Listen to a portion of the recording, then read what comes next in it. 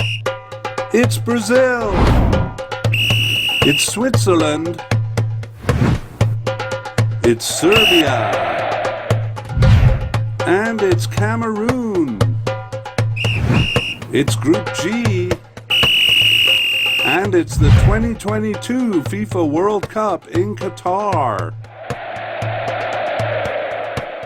It's the International Soccer Preview by Soccerphiles Canada.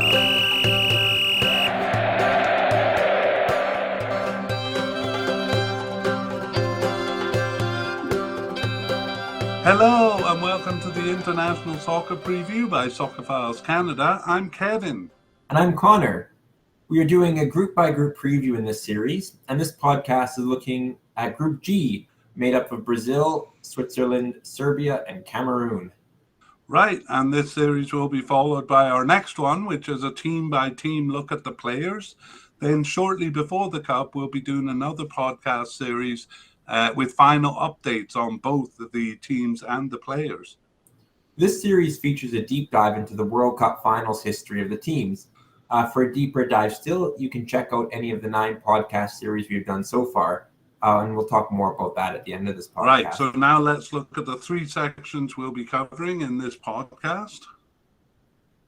So with part 1, we begin with a look at who is in the group, which pot they came from, their colors and nickname, and some geographical information about each country, comparing how big each country is in relation to the others in the group. Okay, and part 2 is the longest section. That includes a team-by-team overview with a quick review of their participation and major achievements, an overview of their World Cup and Regional Cup histories, and the special feature of this series, a deep dive into their World Cup finals history. We'll give particular attention at the end to their recent tournaments and games. And finally, part 3 ends with a summary of each team and a sense of their current form as we lead into a comparison of the teams to their FIFA and ELO rankings, head-to-head meetings, and the odds on the success. That will launch us into a discussion of their prospects and our predictions. Okay, and at the end, we will again provide our address and the links so that those who want to delve into more history on the teams can check out any of our previous series podcasts. There is, by the way, a YouTube version of this and a podcast audio version. They're the same broadcast, but in the YouTube version, there are simple graphics to follow while one listens along. And those can also be found in the show notes. All right, Connor, I am wearing for once, I'm wearing a shirt appropriate to our podcast because I actually do have a Brazil shirt. So here it is. Very nice. Well, I'm wearing a Wales shirt. Wales met Brazil in the 1958 World Cup. And if Wales meet Brazil at some point in this cup, they'll have had a good tournament, I'm sure. I really think you're stretching a little bit there, Connor. I think it points to both of our lack of shirts, which we'll have to sort out sometime. Yeah. Okay, let's move on to part 1, and we'll just introduce the teams here, beginning with pot 1. Yeah, so the pot 1 team is Brazil. They're the number 1 team, according to the FIFA rankings, coming into this tournament. So yeah, they'll be among the favorites. Their nicknames, they have a few, but the Seleção, or the selection, kind of used to refer to the final squad, is one I've heard the most. And Brazil, of course, wears their yellow shirts with green, a little bit of green on the collar and sleeves. Yeah, blue shorts and white socks. Right, that famous look. We don't have the blue shorts in the picture, just the shirt, but they're part of it. All right, pot 2. The pot 2 team is Switzerland. They came from near the bottom of pot 2, is ranked 14th coming into this tournament. Their nicknames are the Schweizer Nati, or the national team, or the Red Crosses, and they wear an all-red kit with white as their backup. Yeah, what tournament was it in where they were ripping like paper? Was that 2014? I remember that. I forget the tournament, but I do remember that issue. Yeah. Great. Okay, pot three. All right, pot three team is Serbia. They're from the middle of pot three, so kind of average strength among those teams. They wear red kits with a bit of white trim, and their nickname is the Blues or the Eagles. Yeah, I don't think they wear blue like the old Yugoslavia did, but that's where the name comes from. Okay, and pot four is pot four. Yeah, Cameroon, the Indomitable Lions. They're from actually the top of pot four, the highest ranked among the teams in that pot, though skewed a little bit because there are some higher ranked teams in that pot if they went through a playoff. And Cameroon wear a dark green shirt with red and yellow. Yeah, that's right. Okay. Now that brings us on to a bit of information about the country. So where are they and how big a country are they? All right. Well, starting with Brazil, they're the largest country in South America, at an area of about 8.5 million square kilometers, and that's the third largest country among World Cup teams. They also have the second largest population at 215 million people, only behind the U.S. Of all countries here. All right, that is Brazil, and over to Switzerland. Right, Switzerland's a small landlocked country in Western Europe. It's one of the smallest countries in here, the fourth smallest. It is 41,000 square kilometers.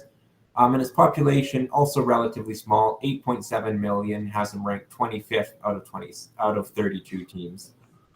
Right. Okay. And we have a couple of maps for Serbia because we're going to talk about Serbia and Yugoslavia, which I'll explain soon. Yeah, they're a country in southeastern Europe in the Balkan region. Serbia is about double the size of Switzerland. That's the current Serbia at 88,000 square kilometers. And a population just slightly smaller at 6.8 million. That's 26 out of 32 countries. All right. And finally, Cameroon. Right. Cameroon's a country in West Africa. It's actually kind of at the bend in Africa on the Atlantic side, where the coastline goes from east-west to north-south. Cameroon, 475,000 square kilometers, so 10 times the size of Switzerland. It's the 11th largest country competing in these finals by area. And at 24 million people, is 18th out of the 32 countries. All right, so we'll just take a quick review of that to compare the the four countries side by side. Yeah, so Brazil's the giant in terms of soccer country, but also the giant in terms of size and population, 215 million. Next is Cameroon, about 10 times smaller, at 24 million. And then smaller still, you have Switzerland with 8.7 million people and Serbia 6.8. All right.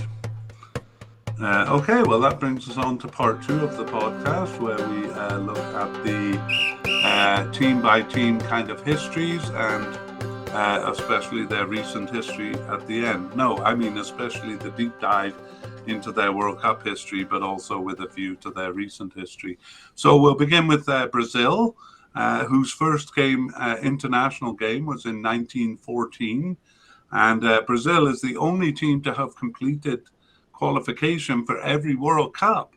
Their record is not so consistent for Copa America, even though they officially entered every cup since 1916.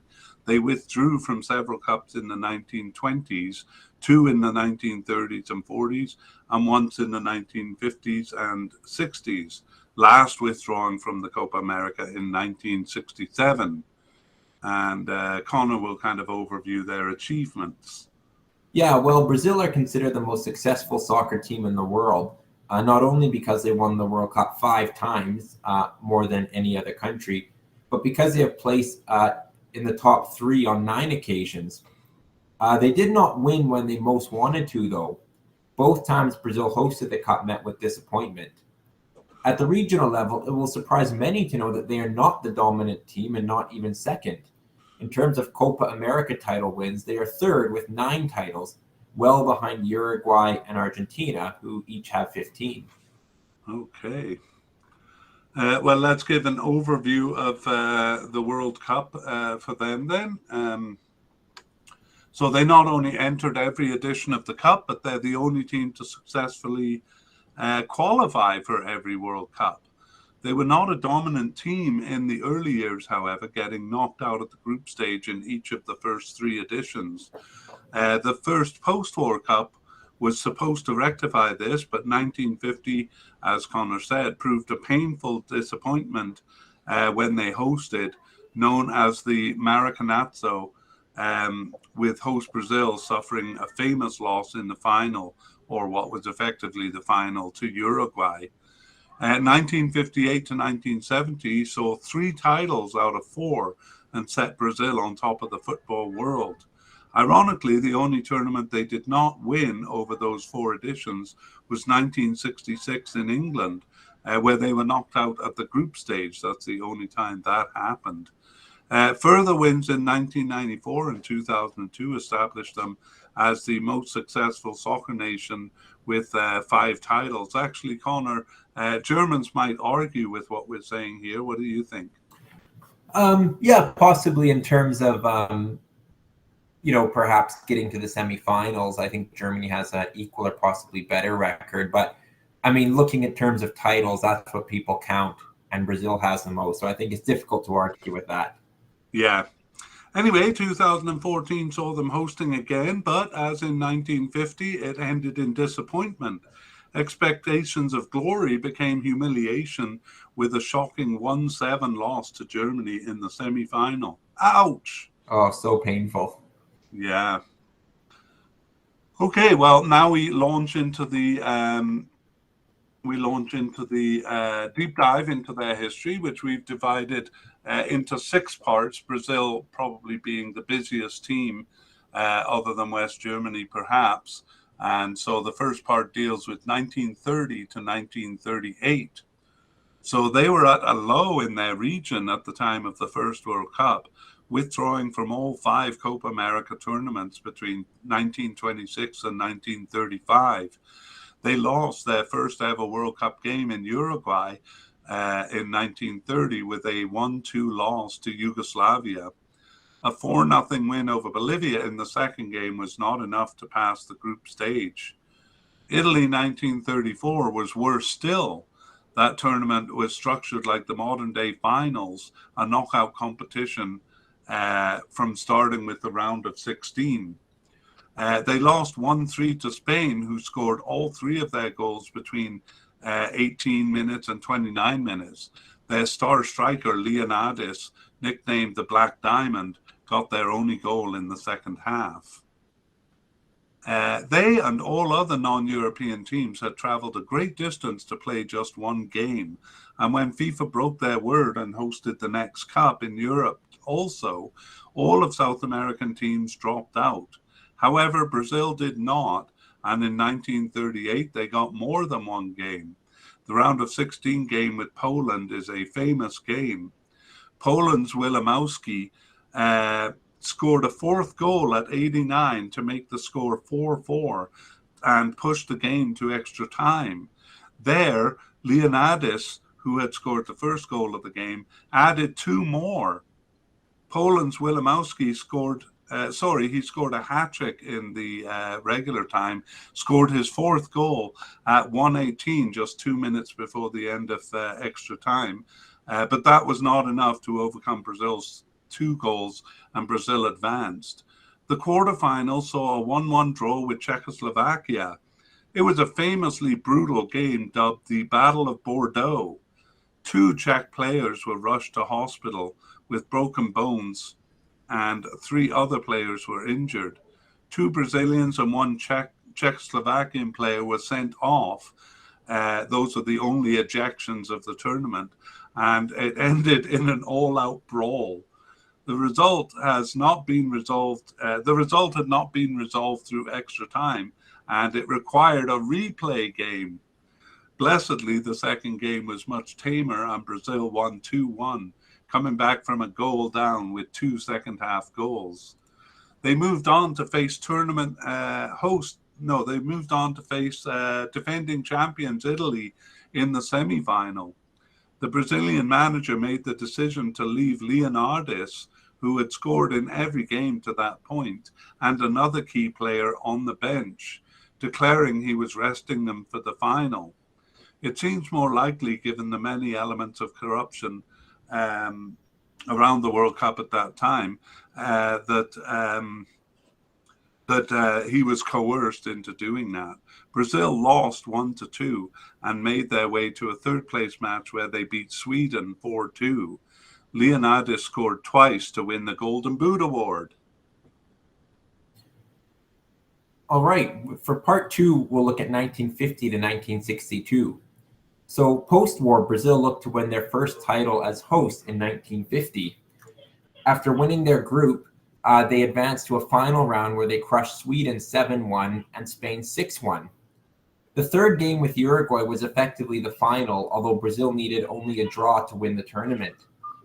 Brazil was naturally confident going into the Maracana, a huge stadium built for the Cup with a stunning capacity of 200,000. They dominated early, but Uruguay survived the onslaught and the teams went to halftime 0-0.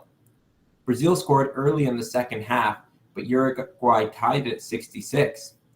At 79, Brazil was taken by surprise as Uruguay scored again. Brazil could not recover and had to settle for second place. The mere title of the match, Maracanazo, brings pain to Brazilians, some of whom allegedly had heart attacks or committed suicide over this result. Though a cold comfort, Brazil did win the Golden Boot again, Ademir scoring 9 goals, which was 4 more than the Silver Boot. 1954 in Switzerland saw Brazil again top their group. They faced the mighty Hungarians in the quarterfinals and lost 2-4. The matter effectively settled 7 minutes in with Hungary's second goal. The game, dubbed the Battle of Bern, is more famous for its violence. On the field, the game became progressively violent after Brazil got a goal back on a penalty at 18 minutes. In the end, 3 players were sent off, and the violence spilled over to a brawl in the dressing room after the game. Not the first time with Brazil.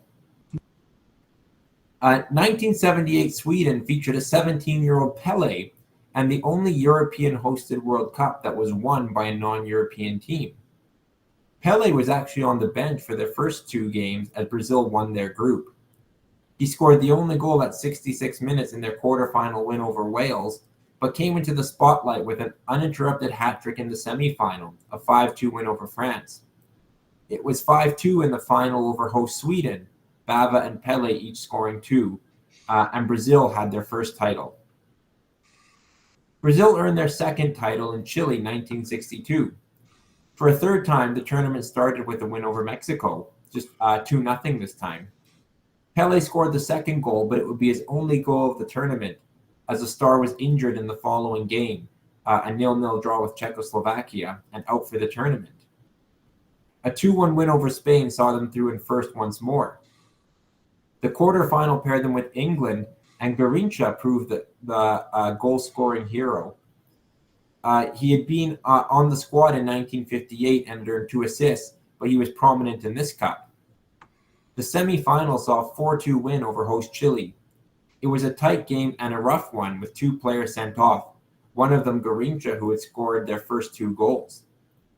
The final saw them face Czechoslovakia again, having tied them in the group stage. Czechoslovakia scored at 15 minutes, but Brazil quickly leveled at 17. It remained that way until 69 when Brazil scored the winner, adding another before the end. The Czechoslovakian keeper, by the way, made a mistake on 2 of the goals, but Brazil came away with their second World Cup. All right. Well, part 3 deals with 1966 to 1978.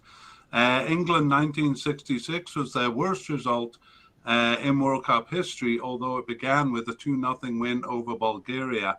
I just want to correct a mistake that I've made there. They were knocked out in the group stage here. They were also knocked out in the group stage of the first World Cup, but not the second World Cup, because that was just a knockout round of 16 knockout, so there was no group stage there. So this would be their second of 2 knockouts at the group stage level. So after their win over Bulgaria, it was a 1-3 loss to both Hungary and Portugal, which left them third in the group stage and out of the tournament. Brazilian players were reportedly mauled in those two games, but the players who did that went unpunished. No yellow cards handed out in either game. Both games actually were officiated by a referee from host country England. 1970 Mexico is regarded as the best World Cup ever, and Brazil the best World Cup team ever. After winning all games in qualification, they won all games in the group stage. Pelé scored 3 goals, but Jairzinho shone more brightly with goals in each game, four in all. They breezed through the quarterfinal with a 4-2 win over Peru, but it was tougher in the semifinal against Uruguay, the 3-1 scoreline making it seem a bit easier than it actually was. So too the final, where despite going up early at 18, Italy equalized at 37, and the game remained tied and tense until midway through the second half. But Brazil's attacking prowess overwhelmed Italy's defensive style, and goals at 65 and 71 decided the matter. A final goal at 86, making it a 4-1 win for their third title, which gave them permanent possession of the Jules Rimet trophy. Jairzinho scored 7 goals to Pelé's 4, but it was Pelé who seemed the face of Brazil. West Germany 1974 saw Brazil in a 3-way tie for first place in the group stage with Yugoslavia and Scotland. The matter came down to how many goals each had scored against Zaire, the 4th team in the group. Yugoslavia had thrashed them 9-0, so took first, and Brazil took second.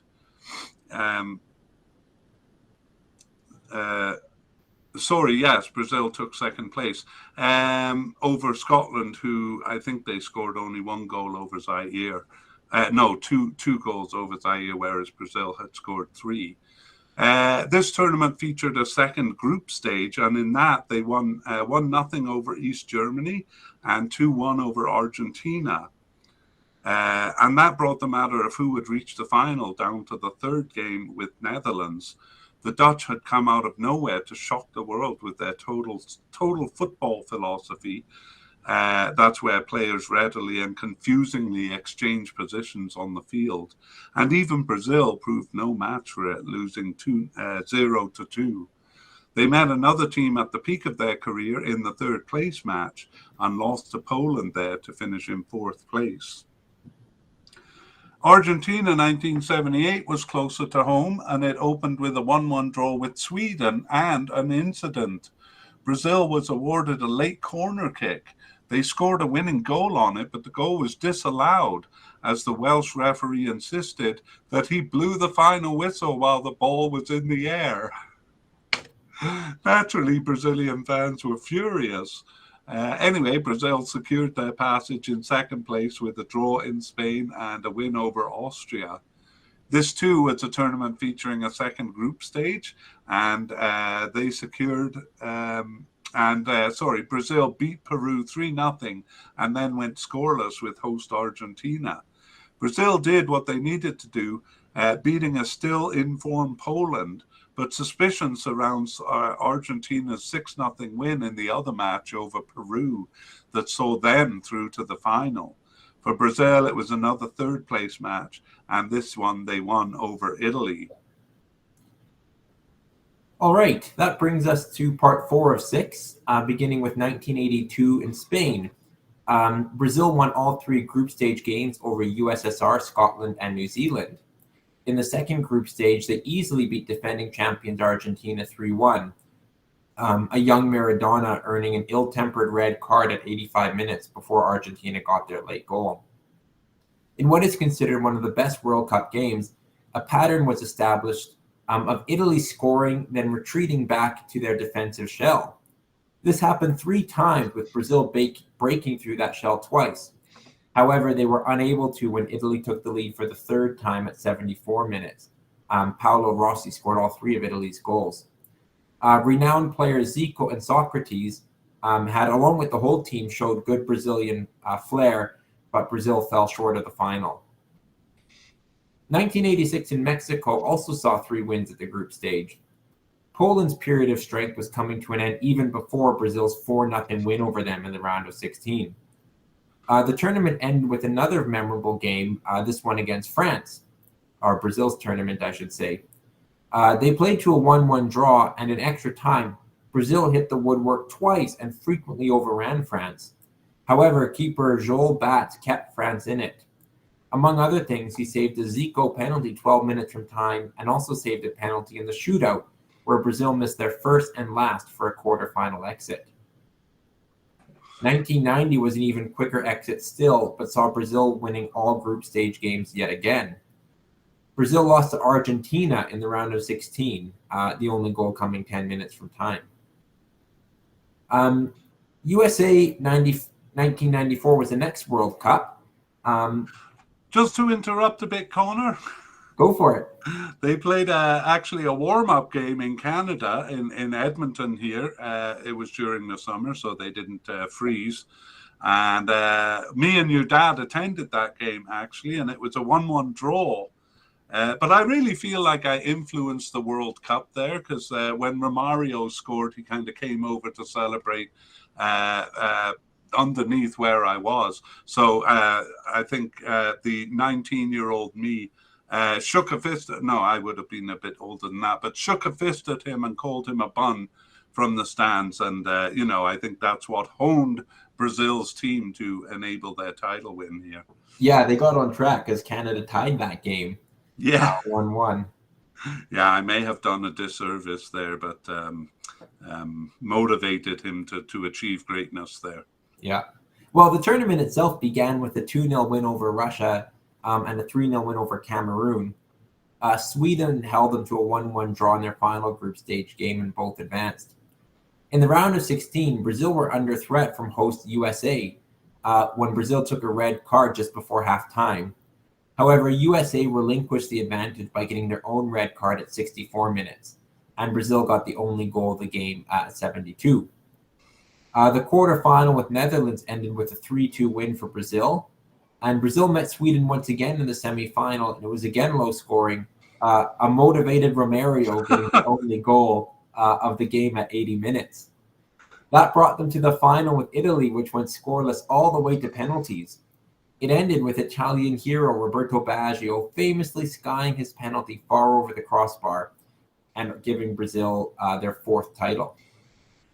Yeah, Baggio had been great in the cup, but unfortunately will be remembered more for that. But we'll move on to part 5 of 6, 1998 to 2006. So France 1998 and Brazil met Scotland for the 4th time in a World Cup group stage, winning 2-1. A 3-0 win over Morocco assured their passage. Norway in Game 3 faced the impossible task of beating Brazil to advance, especially after Brazil scored the first goal of the game at 78. However, Norway battled back to score at 83 and then won on a penalty at 88, both teams advancing there. The round of 16 was a comfortable 4-1 win over Chile, and it was 3-2 over Denmark in the quarterfinal. In the semis, budding star Ronaldo scored just after half-time to take the lead over Netherlands at 46, but the Dutch leveled at 87 to force extra time and then penalties, but Brazil won.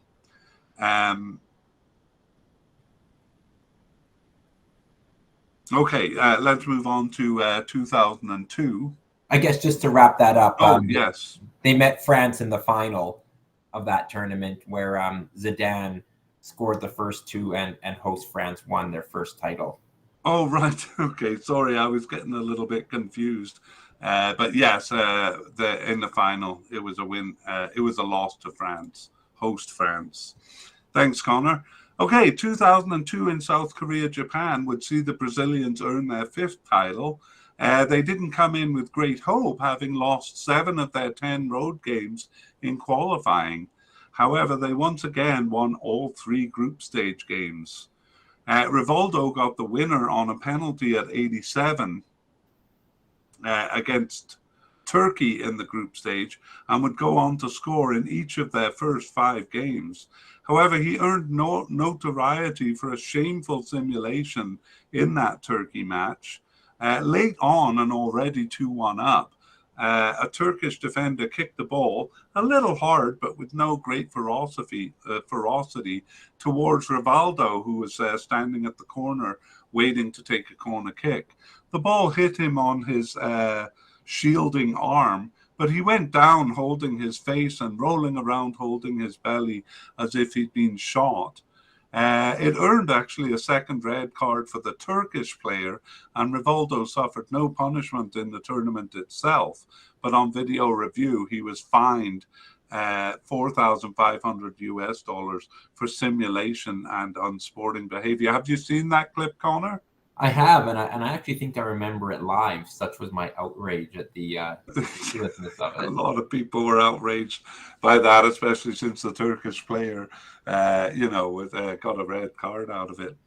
Anyway, Brazil went through to face Belgium in the round of 16, and that went scoreless until Rivaldo and Ronaldo each scored in the second half.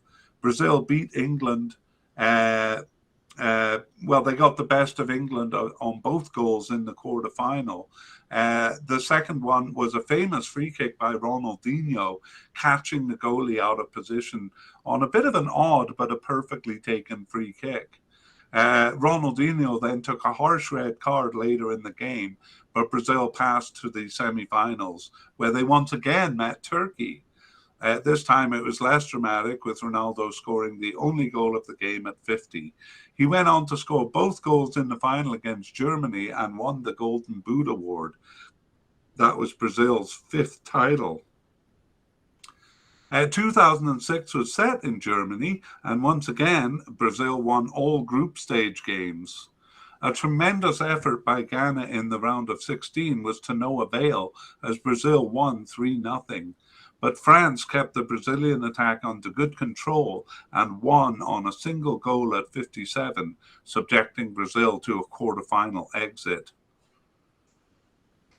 All right, picking it up with our last parts, 2010 in South Africa saw Brazil beating the valiant North Koreans 2-1 and Ivory Coast 3-1, and then a scoreless tie with Portugal saw them both advance from the group.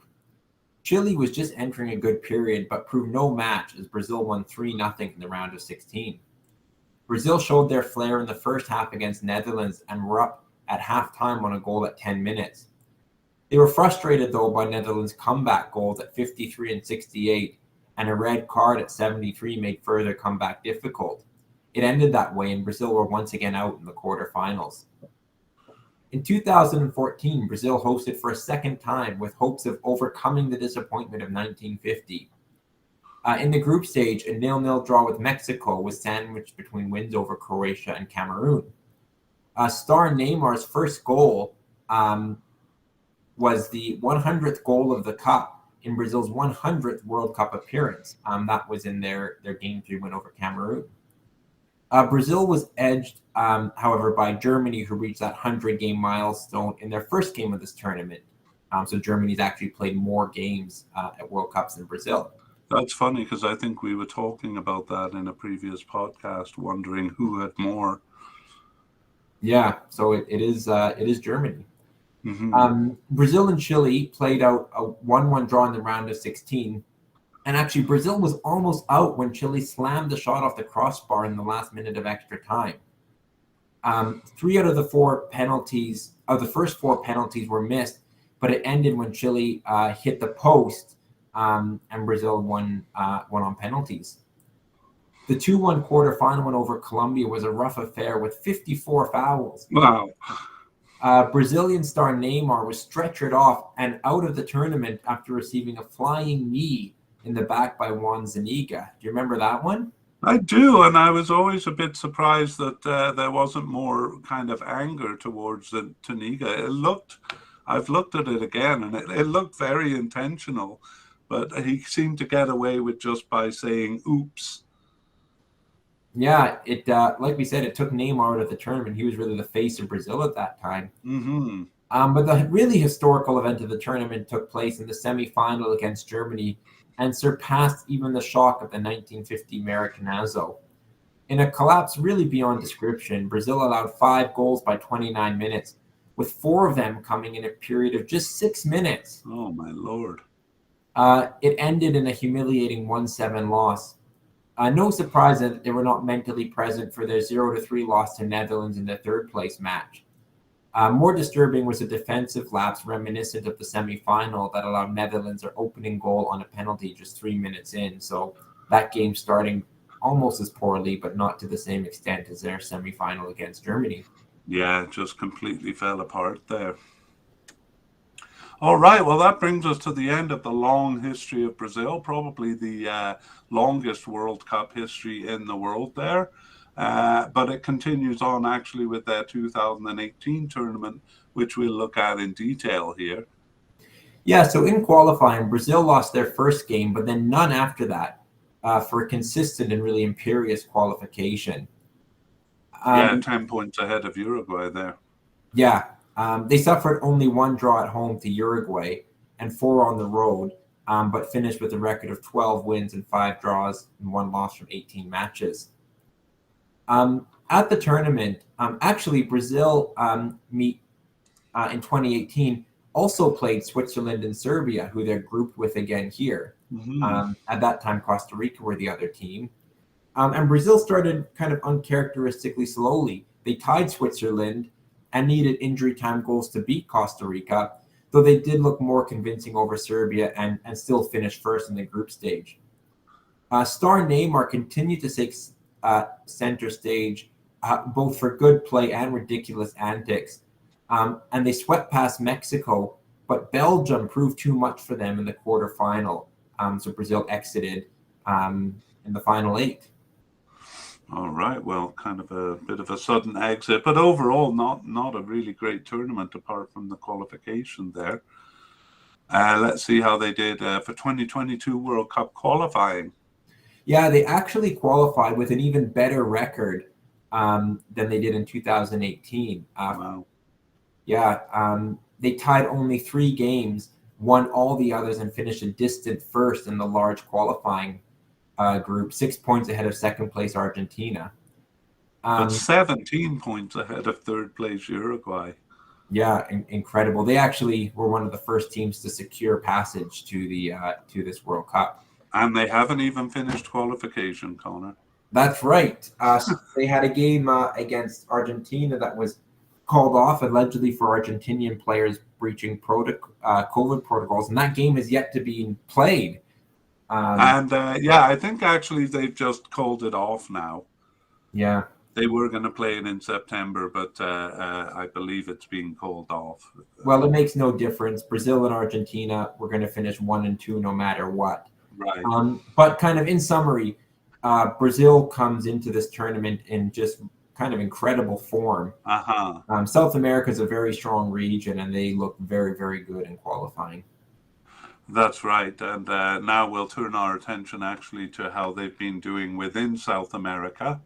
And we'll just give an overview of their Copa America history here. Ironically, though they're on top of the world, they're not on top of South America. Uruguay and Argentina both have won the Copa America 15 times.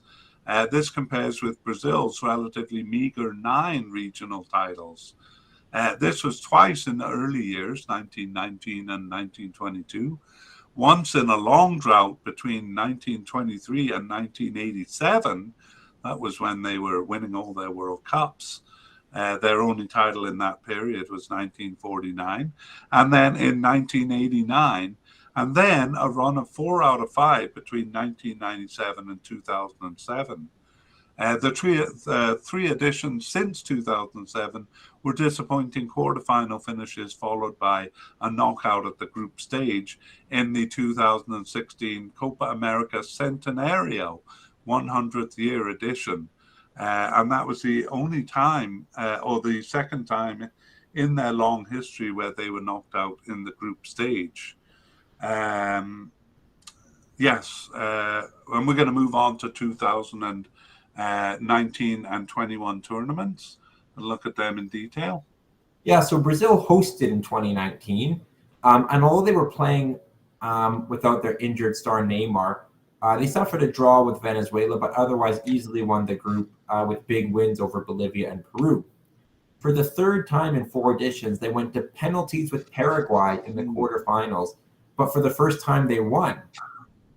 They moved on to beat Argentina in the semis to reach the final. There they met Peru, who they had beaten 5-0 in the group stage, and they beat them again 3-1 this time to win their 9th title.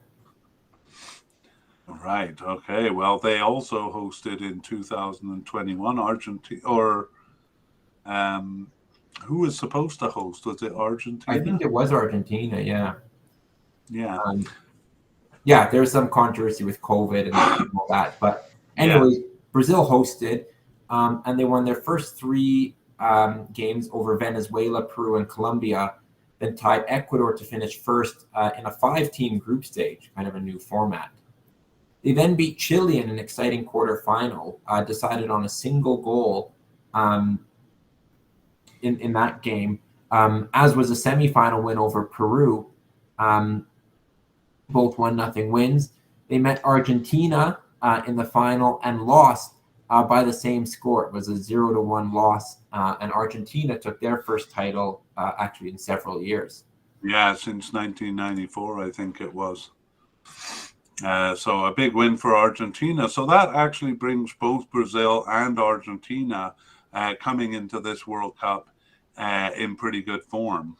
Yeah, and Brazil's 2002 win was the last time a tournament had been won by a non-European team. So it's coming up 20 years. So the South Americans will be looking to fix that. Yeah, and a bit more easily done outside of Europe, which makes me very excited about this tournament. Mm-hmm. All right. Well, Brazil have played a couple of friendlies in June, and again, they were supposed to play that qualifier against Argentina in September, but that got cancelled, and they have a couple of other friendlies lined up. Do you want to talk us through that one? Yeah. So in June, Brazil went on a tour of East Asia. They won 5-1 in South Korea and 1-0 in Japan. And they have a couple friendlies lined up for September, home games against Tunisia and Ghana, perhaps with an eye on preparing for Cameroon. Yeah, that Tunisia game is due to take place in France, and the location of the Ghana game has yet to be decided. Yeah. All right, well, that brings us to the end of Brazil and on to our second team, Switzerland. So I'll begin by giving an overview of their participation and achievements. Switzerland missed the first World Cup, but participated consistently from the second Cup in 1934 onwards. And the same is true of the European Cup, where they didn't enter the first edition in 1960, but have otherwise always taken part. In terms of achievements, Switzerland were regular attendees at the World Cup until around the time the Euro Cup began. They failed to reach both in a long slump from 1966 to 1994, but have reached both cups fairly regularly since. In terms of success, they have done much better in the World Cup than in the Euro Cup, having passed the group stage 7 times in World Cup competition, including 4 times since 1994. But never passing the group stage in the European Cup until 2016. Wow. All right, well, we'll give an overview of their World Cup before the deep dive, kind of elaborating on what Connor just said. They were not a top team in the past, but they were a force to be reckoned with, reaching the quarterfinals in 3 of their first 4 World Cups. After 1954, though, they fell off, qualifying for a couple of cups until 1966, but losing all games that year and then disappearing from the world stage altogether for 30 years. They made an appearance in 1994, but then missed the next 2 cups after that. However, from 2006 onward, they not only qualified consistently, but passed the group stage every time except for 2010. All right, well, we'll jump into their World Cup finals in detail now, and we'll cover this in 4 parts. So part 1 of 4 deals with the pre-war cups, 1930 to 1938. Do you want to lead us off, Connor?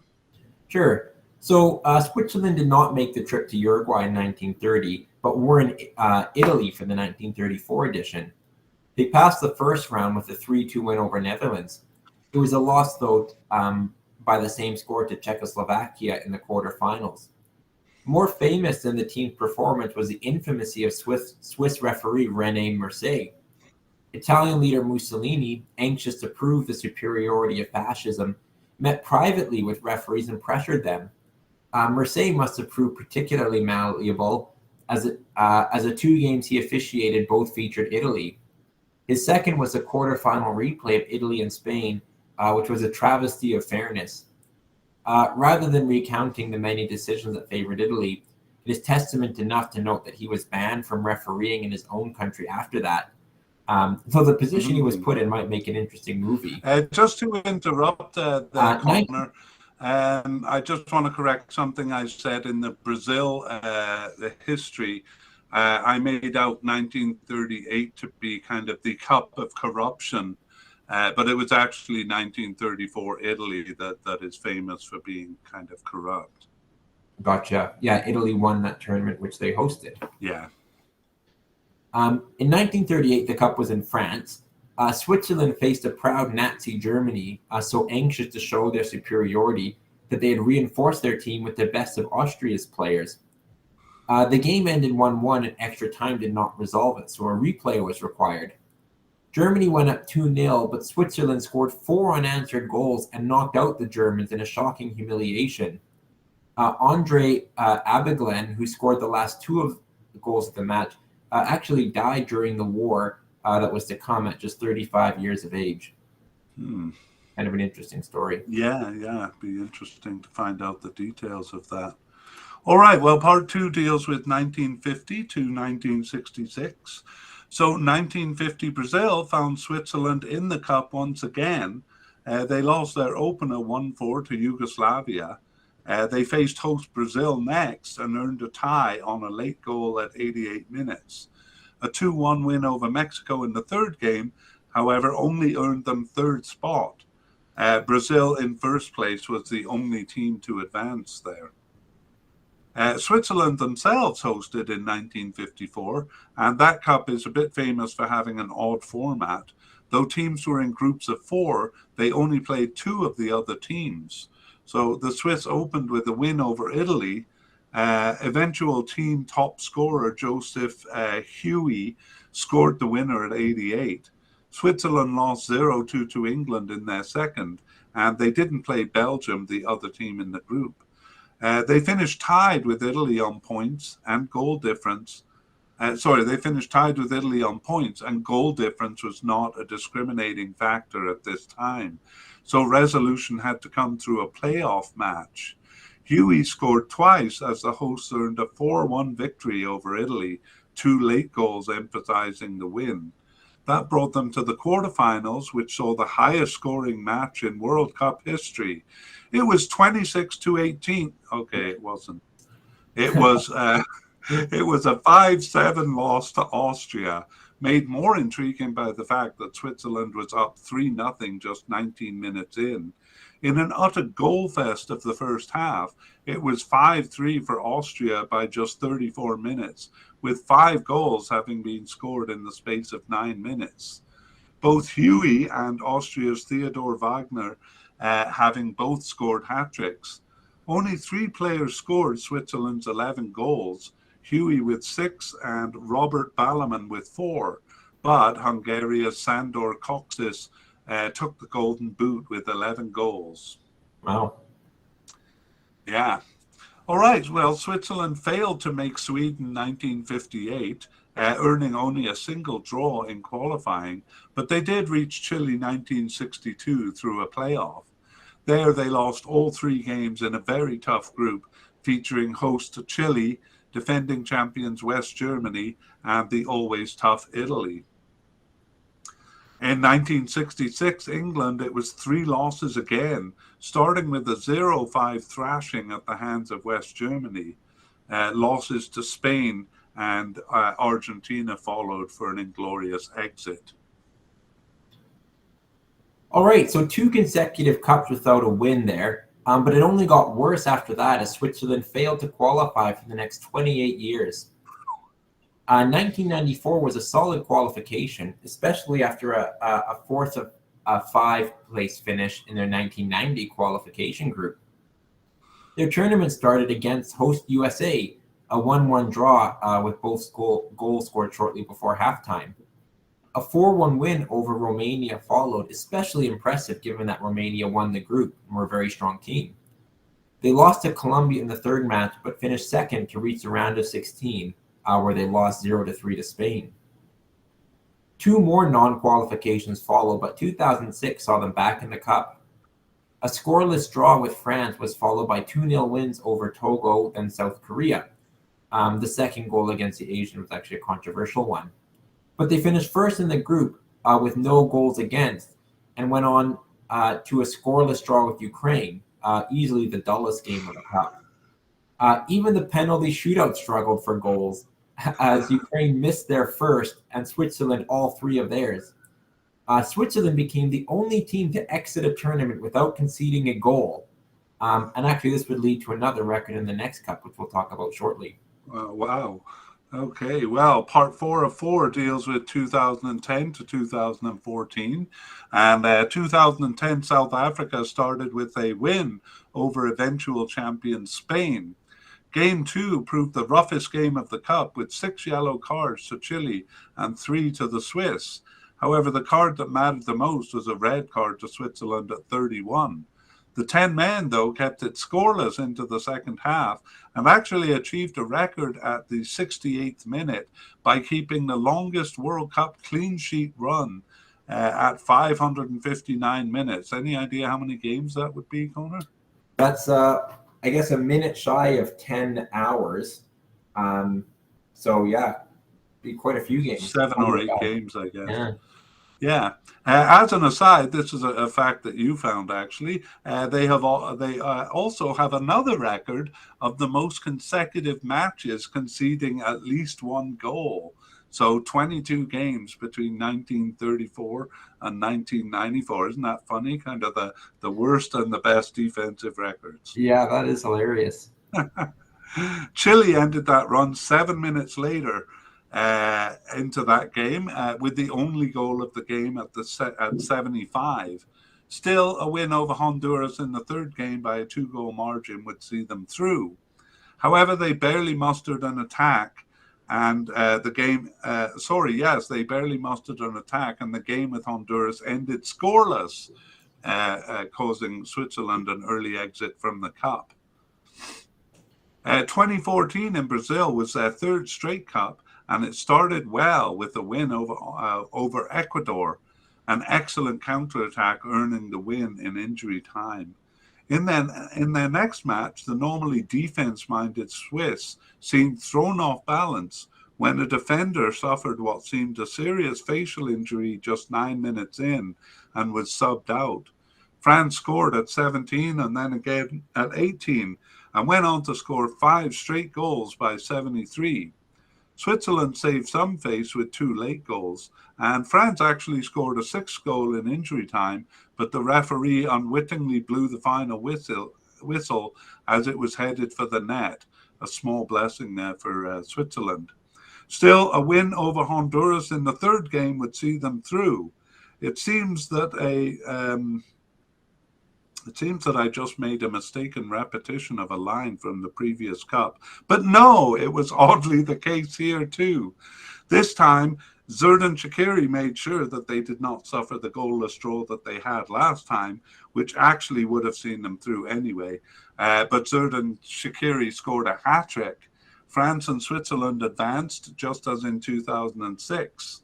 Switzerland faced Argentina in the round of 16, and it went scoreless in regular time and then in extra time. But just as it looked as it would be going to penalties, Argentina pressed and scored just 2 minutes before the end of extra time. In a desperate push for an equalizer, Switzerland came agonizingly close, crashing a header off the post. but they ended up losing the game and exiting the tournament. So we move on to the World Cup 2018, which Connor is going to cover in a bit more detail. Yeah, so in terms of qualifying, Switzerland showed good consistency, actually in a weak qualifying group. It included Hungary, Latvia, Faroe Islands, and Andorra. But they exchanged home wins with Portugal, who they finished behind, having been in first place all the way until the final game, which they lost to Portugal. Hungary had actually come off a good qualification and run in Euro 2016, but proved weak here, losing even to Andorra. Switzerland probably deserved to beat Northern Ireland in the UEFA playoff, but the only goal of the two legs came on a questionable penalty for handball. That was quite controversial. At the tournament, they tied Brazil in their opener for a good result. They also tied Costa Rica in their third match, and a win over Serbia, again, who they meet here, saw them undefeated through to the group stage in second place. There they met Sweden, and that was a game that they lost 0-1. So it was a round of 16 exit once again. All right. Well, on to 2022 World Cup qualifying, and how did they do in qualification there, Connor? Switzerland tied Italy in both legs, and they tied Northern Ireland away, but they otherwise won all their games, actually proving more consistent than Italy and finishing first in the qualifying group ahead of them. As we know, that condemned Italy to a playoff, which they eventually lost. To miss their second World Cup in a row. Yeah, so impressive for Switzerland, given that Italy were coming off their Euro 2020 title. Right, that's right. Oh, Euro, 2020 title. Wow. All right, well, that brings us to look at the Euro Cup and the history of Switzerland, which we'll just overview here. Switzerland were just entering into their weak years of the World Cup, their non-qualification string in the World Cup when the Euro Cup began. So just as they didn't qualify for the World Cup roughly for 30 years, from the mid-60s to the 690s, so too did they miss all Euro Cups. They actually came close in 1972 and in all the Cups from 1984 onwards. So it stands to reason that when the Cup expanded from 8 to 16 teams in 1996, they qualified more regularly. Nevertheless, they still fell short in 2000 and in 2012 and didn't manage to pass the group stage until 2016, when the Cup further expanded to 24 teams. And had 16 teams rather than 8 passing the group stage. Thus, in 2016, they passed the group stage for the first time. This wasn't, though, just the result of the Cup expanding, but also an improvement in their form, as their World Cup record during that period shows. And we'll take a look at that form, because I believe it continued into 2020. Yeah, so in qualifying, they were bested by Denmark, but nevertheless finished ahead of them, first in their qualifying group. The only other drop points was a draw in third place Ireland, Georgia and Gibraltar being the other teams. So, first place in the group qualified them automatically for the Euros. And I should mention that that draw they had with Denmark. Denmark was down 0-3 with just 6 minutes remaining, but came back and tied. A remarkable 3-3 draw there. It didn't harm the Swiss as they won their qualifying group. Mm-hmm. At the tournament, in the group stage, they tied Wales in their opener and lost heavily to Italy, but beat Turkey to earn passage as a third-place finisher. They met France in the round of 16 in a remarkable game. It was a 3-3 draw. Actually, all seemed over when France scored their third goal to make it 3-1, 15 minutes from time. But Switzerland rallied and equalized in the 90th minute to force extra time. And they eventually won on penalties when French star Kylian Mbappe missed France's last shot. Wow. In the quarterfinals, Switzerland took on Spain and took them to overtime despite having just 35% possession. and a red card at 77 minutes. But although the Spaniards missed their first penalty, the Swiss missed all but their first. So they went out in penalties at the quarterfinals, having beaten France in penalties previously. Right. Nevertheless, a pretty good finish there. Yeah, for sure. Very, very close to the semis, just a couple spot kicks away. Yeah. All right. Well, let's see if they've been keeping up this fairly consistent form in their recent friendlies or their recent matches. Do you want Yeah, to talk so us? Yeah. yeah, in March of this year, they lost a friendly in England and then tied at home to Kosovo. But then in June, they had four UEFA Nations League A games. They actually lost their first three to Czech Republic, Portugal, and Spain, though they beat Portugal 1-0 at home in their most recent match. So they do risk relegation back to League B. Yeah, right. So they have two games upcoming in September, playing in Spain and then at home to Czech Republic. But as you say, kind of looking a bit risky there.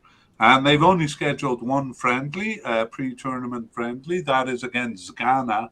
And it's not in Switzerland as it seems to be on the graphic there. It's in Abu Dhabi in the UAE.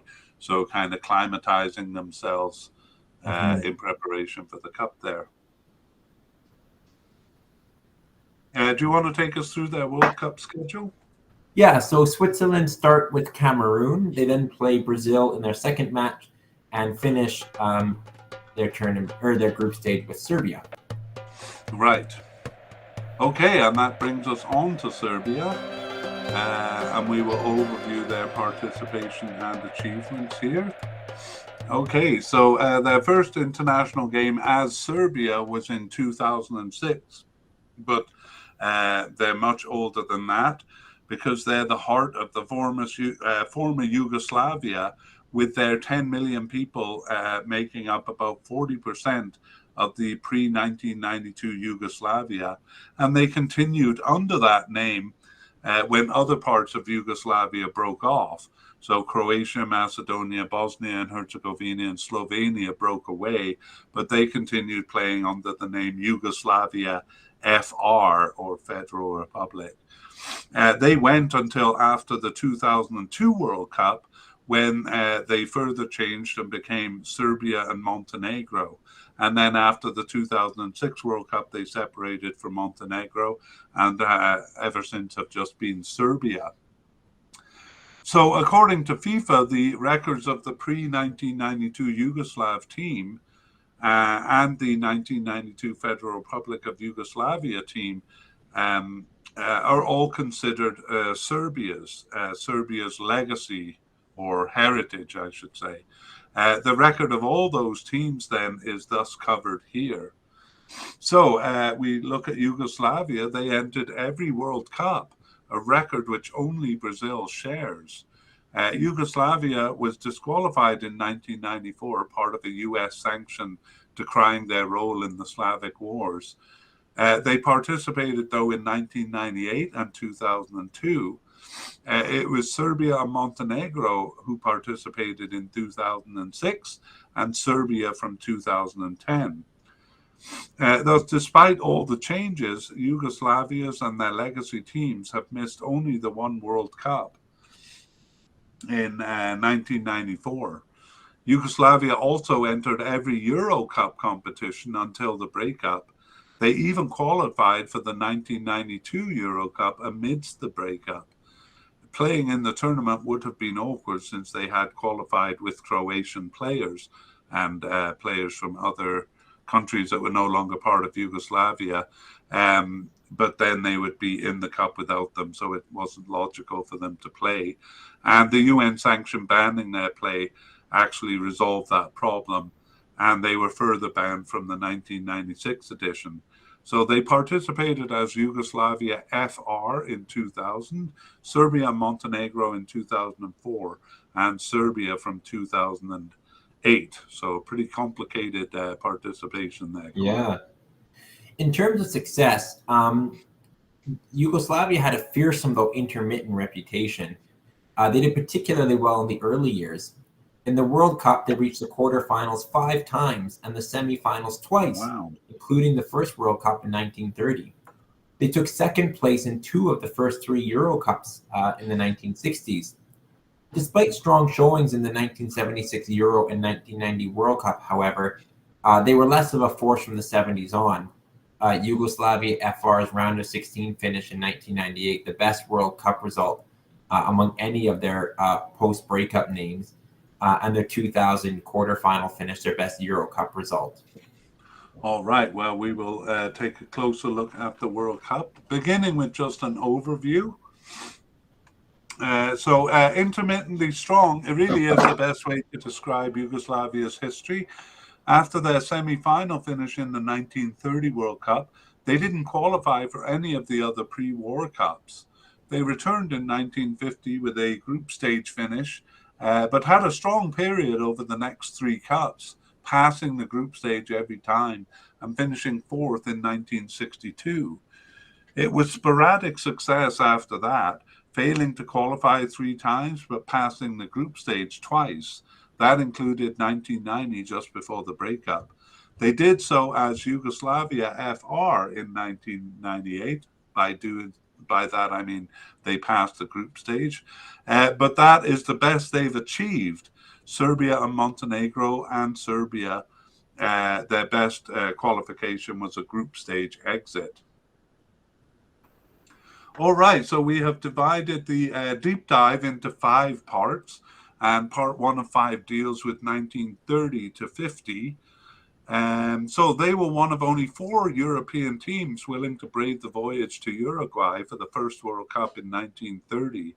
They emerged the most successful European entry. Indeed, they were the only one to pass the group stage, and they did so impressively by beating Brazil and Bolivia. That began an ongoing rivalry with Brazil, who they would meet in future cups. That brought them to the semi-final stage where they were crushed by host Uruguay. They actually opened the scoring just 4 minutes in, but Jose Pedracia led Uruguay's comeback with a hat-trick, though the actual details are under dispute a bit.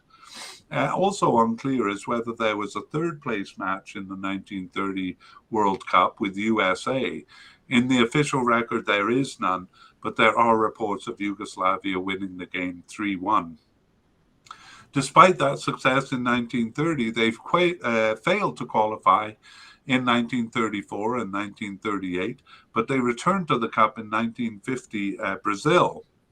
Their opening game was with Switzerland, a match that went scoreless until 59 when they scored the first of 3 goals for a 3-0 win. Mexico was more convincing with a 4-1 win, and Mexico's only goal coming in the dying minutes. They faced Brazil in the 3rd match, and the hosts scored at 4 and 89 to snatch first place, which unfortunately for Yugoslavia was the only advancing spot. 1954 Switzerland started with a 1-0 win over France. Meeting Brazil for their 3rd cup in a row meant they had met them in every cup, each knocking the other out once. This time they played to a 1-1 draw even after extra time, and both advanced. Yugoslavia did not play Mexico, who were the 4th team in the group. Bearing uncanny resemblance to the last game of the previous cup that had knocked them out, the quarterfinal against West Germany saw them score an own goal at 4 minutes and give up a late goal at 85. In 1950, Brazil had won on goals at 4 and 89, so very similar. 1958 Sweden saw them undefeated in the group stage. A 1-1 draw with Scotland was followed by an exciting 3-2 win over France. Yugoslavia took the lead 3 times in their 3rd match with Paraguay, but each time the South Americans equalized at the 90th minute in the last case for a 3-3 draw. Yugoslavia would have advanced in first with the win and would have faced Northern Ireland rather than defending champions West Germany, just as the previous cup. Helmut Rahn had scored the 2nd goal to knock Yugoslavia out then, and scored the only goal of the game to do the same here. The cup was in Chile in 1962, and it started with a loss to USSR. Game 2 saw them exact revenge over Uruguay for their 1-6 loss in 1930, Yugoslavia winning 3-1 here. Game 3 was a 5-0 win over Colombia, and the group ended with the 2 European teams, them and the USSR, knocking out the 2 South American teams on their home continent. For the 3rd time in a row, they faced West Germany in the quarterfinal. This time they finally won, Croatian Peter Radakovic getting the only goal of the game, a glorious winner 5 minutes from time. The semifinal saw a loss to Czechoslovakia. Yugoslavia was left with a 3rd place match where they lost to Chile, the tournament host getting the only goal of the game in the 90th minute. All right. Well, part 3 of 5 deals with 1966 to 1990. Actually, Yugoslavia didn't qualify for the next 2 cups, but they did return to Germany in 1974. They met Brazil once again, playing to a goalless draw. Yugoslavia was perhaps prescient in their 9-0 win over Zaire in Game 2 for reasons that will be explained soon. It was 3-0 even before Zaire got a red card at 22, but 6-0 at halftime, and the final result tied as the biggest margin of victory in a World Cup, equaling Hungary's 9-0 win over South Korea. The 3rd match with Scotland was scoreless until 81 when Yugoslavia scored. Scotland got one back, though, at 88 to tie, and this resulted in a 3-way tie for top spot. The tie-breaking criterion coming down to goal difference. And now we see why Yugoslavia's 9-0 win over Zaire was important, because it took precedence over the scorelines of the other teams, and they advanced in first. Scotland were the unfortunate 3rd place victims. For the 4th time running, Yugoslavia met West Germany in their first game after the group stage, but this time it was in a second group stage. The tournament host beat them 0-2, and Yugoslavia went on to lose 1-2 to both Poland and Sweden to finish last in the group. Yugoslavia didn't qualify for Argentina 1978, but an impressive qualification, finishing ahead of Italy, saw them reach Spain 1982. A scoreless draw with Northern Ireland was followed by a loss to host Spain in the 2nd match. A controversial penalty at 14 to equalise was not the only benefit Spain received from refereeing in the group stage. Yugoslavia eked out a win against Honduras with a late penalty award, but they had needed one more goal as they finished tied for 2nd on points with the host, but also tied on goal difference. Spain's goal scored saw them through ahead of Yugoslavia. Failing to qualify in 1986, Yugoslavia made their next appearance in Italy 1990 in another impressive qualification that knocked out France. A 1-4 loss to nemesis West Germany opened their tournament, but wins over Colombia and UAE saw them through in 2nd place. They faced Spain in the round of 16 and exacted revenge, winning in extra time, having been narrowly knocked out by them at the group stage in 1982. The quarterfinal with Argentina went scoreless and to penalties, despite a red card to Yugoslavia just 31 minutes in. The shootout was a real thriller, with Stojkovic missing the first penalty and Maradona missing Argentina's 3rd. In all, 5 penalties were missed, 1 off the crossbar and 3 of them saved, but Argentina came out ahead and won 3-2. So with part 4, we begin with 1994, and the breakup of Yugoslavia left the team named Yugoslavia FR after 1992, but they were banned for the 1994 World Cup due to a UN sanction. They qualified for 1998 France and went undefeated through the group stage, beating Iran and USA and tying Germany. They finished behind on goal difference and went on to play Netherlands in the round of 16. Regular time looked as if it would end 1-1, but 2 minutes into injury time, Netherlands scored a winner. In 2002, they failed to reach the cup, but in 2006, they reached it at Serbia and Montenegro. Their group was kind of mislabeled a group of death, but it was tough enough, with Ivory Coast entering in good form. Serbia and Montenegro lost all 3 games, beginning with a 0-1 loss to Netherlands. And they were then humiliated by Argentina 0-6 in game 2, 5 different scores inflicting the damage. They went 2-0 up by 20 minutes on Ivory Coast in what was a battle for third place, but the Africans came back and won with a late winner at 87. All right, and part 5 of 5 just deals with 2010 to 2014. So in 2010, South Africa, they qualified as Serbia this time, winning the qualification group over France. A ridiculous handball in the box gifted the opening game to Ghana as they scored the only goal on the resulting penalty at 85. Germany gifted them an advantage in game 2, star striker Miroslav Klose getting a second yellow card just 37 minutes in, and Serbia scored from open play just a minute later. They held on to that result for a 1-0 win, but in game 3 they lost 1-2 to Australia, all goals coming after 69. A shame to beat group winners Germany and then get knocked out, but they finished last in the group. Serbia didn't reach the Cup in 2014, but they did manage to do so in 2018. And Connor's going to take us through that one in more detail. Yeah, so Serbia had a strong qualification campaign in a group with no real Pot 1 level team, but several Pot 2s. They tied Ireland once and Wales twice, and almost ruined their campaign with their only loss to an otherwise poorly performing Austria.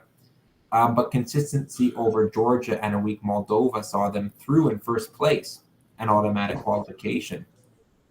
In the tournament, they won their opener over Costa Rica, but lost to Switzerland, after which they complained with some justification about a penalty that wasn't given. A loss to Brazil in their final match left them third in the group stage. They actually took 9 yellow cards over their 3 games, so a bit of ill discipline. But ultimately not enough to go through. Right, and an interesting point for you here, Connor. You noted last time that Switzerland, Brazil, and Serbia are in this World Cup in the same group as they were in 2018. But as we were doing the history, I noticed that in 1950, Brazil, Yugoslavia, and Switzerland were also in the same group. So this would make it the 3rd time. Well, that's fascinating. Yeah, Mexico was the other team that time. Costa Rica in 2018, and Cameroon will be this time around. Kind of cool, isn't it? Mm-hmm. All right. Well, Connor's also going to take us through their World Cup qualifying campaign for 2022. Serbia had another commanding qualification, suffering only a home draw with Portugal and a draw in Ireland, to once again finish first in their qualifying group and achieve automatic qualification. Interestingly, they beat Portugal away in the final game with a winner in the 90th minute to leapfrog them into first place. Wow. So that was the goal that sent them to the World Cup, avoiding the playoff, which Portugal had to navigate, but Portugal did so successfully. So they're both here. But yeah, what drama. Yeah, really. I mean, that's a pretty good qualification there, but I didn't realize it was just a last-minute winner. What drama. All right, well, we're going to take a look at the Euro Cup history, just as an overview here. So, oops, I'm on the wrong page. Okay, so the early years of the Euro Cup illustrate how hot and cold Yugoslavia was. Their best years by far were second place in the first edition in 1960 and the same result in 1968.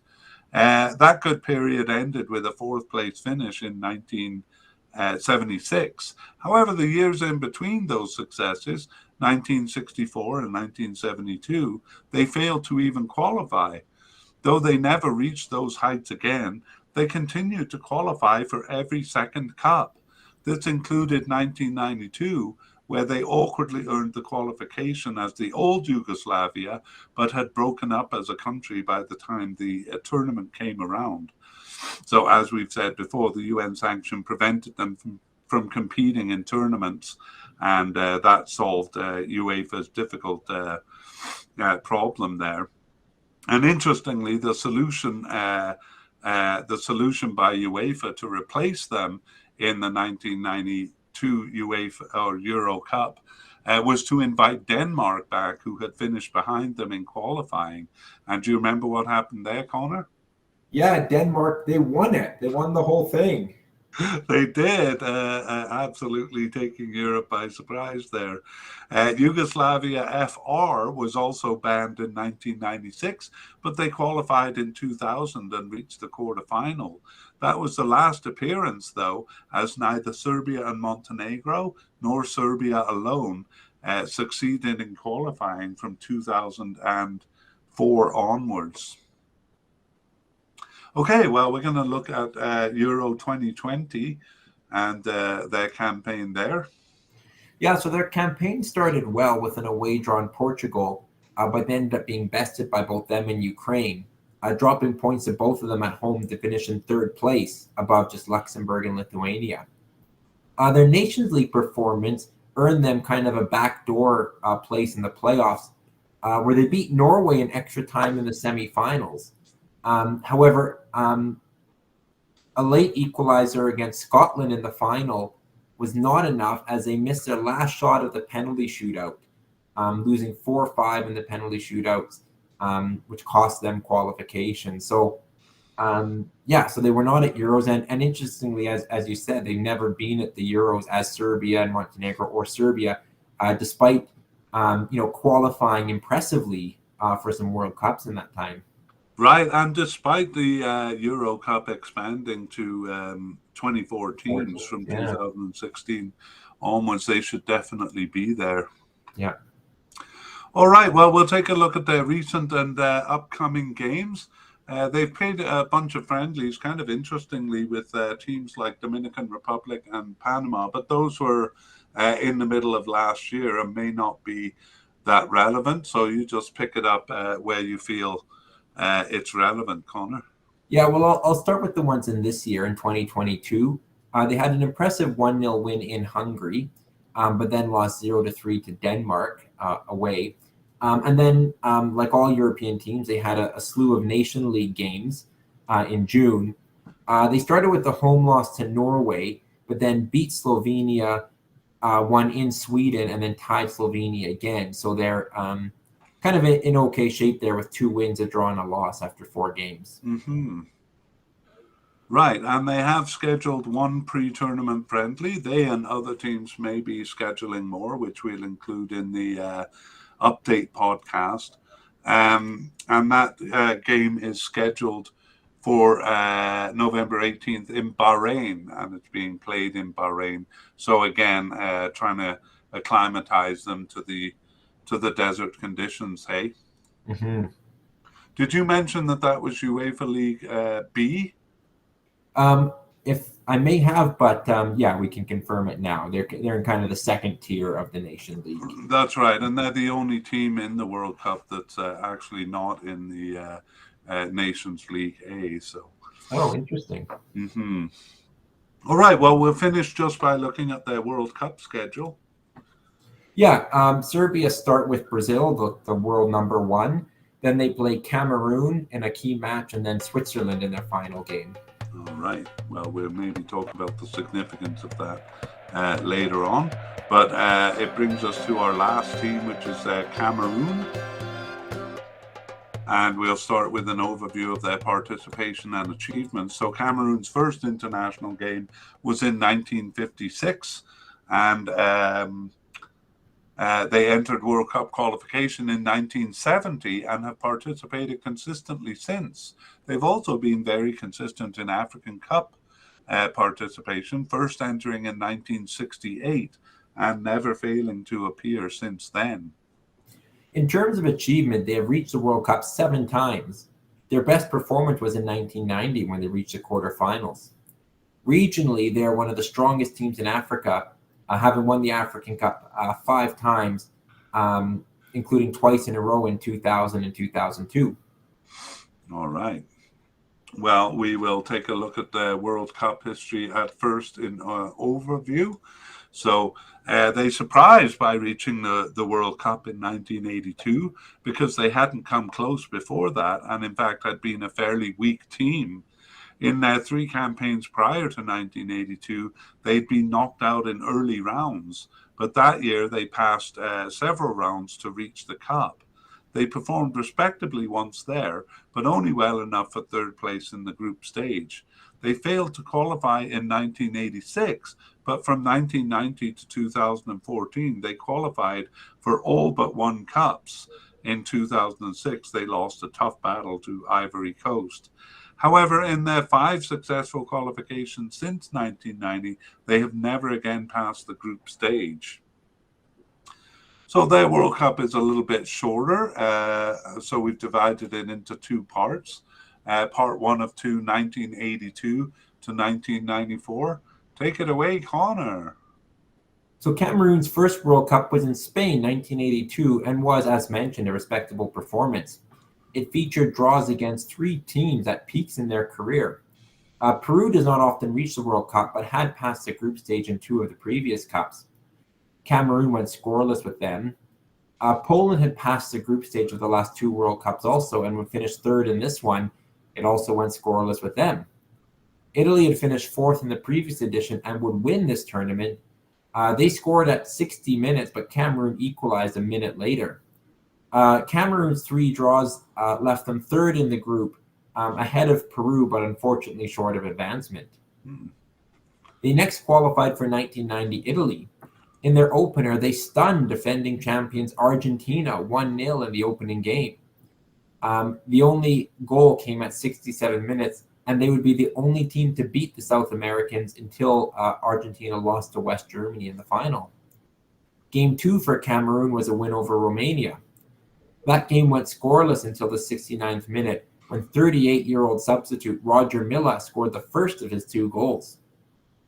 Romania got one back 2 minutes from time to make it a tense finish, but Cameroon held on to win. Cameroon were guaranteed passage, but fielded their A team for Game 3, where they lost 0-4 to USSR. Colombia, who they faced in the round of 16, was also a surprise team of this cup.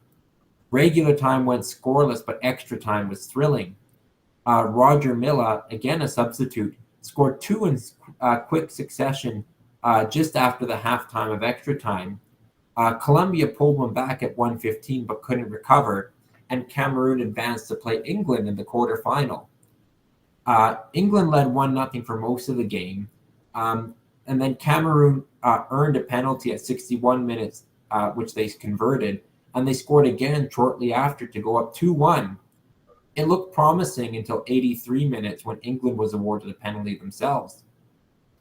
It went to extra time, and at the 105th minute, England was awarded another penalty, which turned out to be the game winner, ending the dream run of Cameroon. In 1994, Cameroon managed only a draw in their opener with Sweden.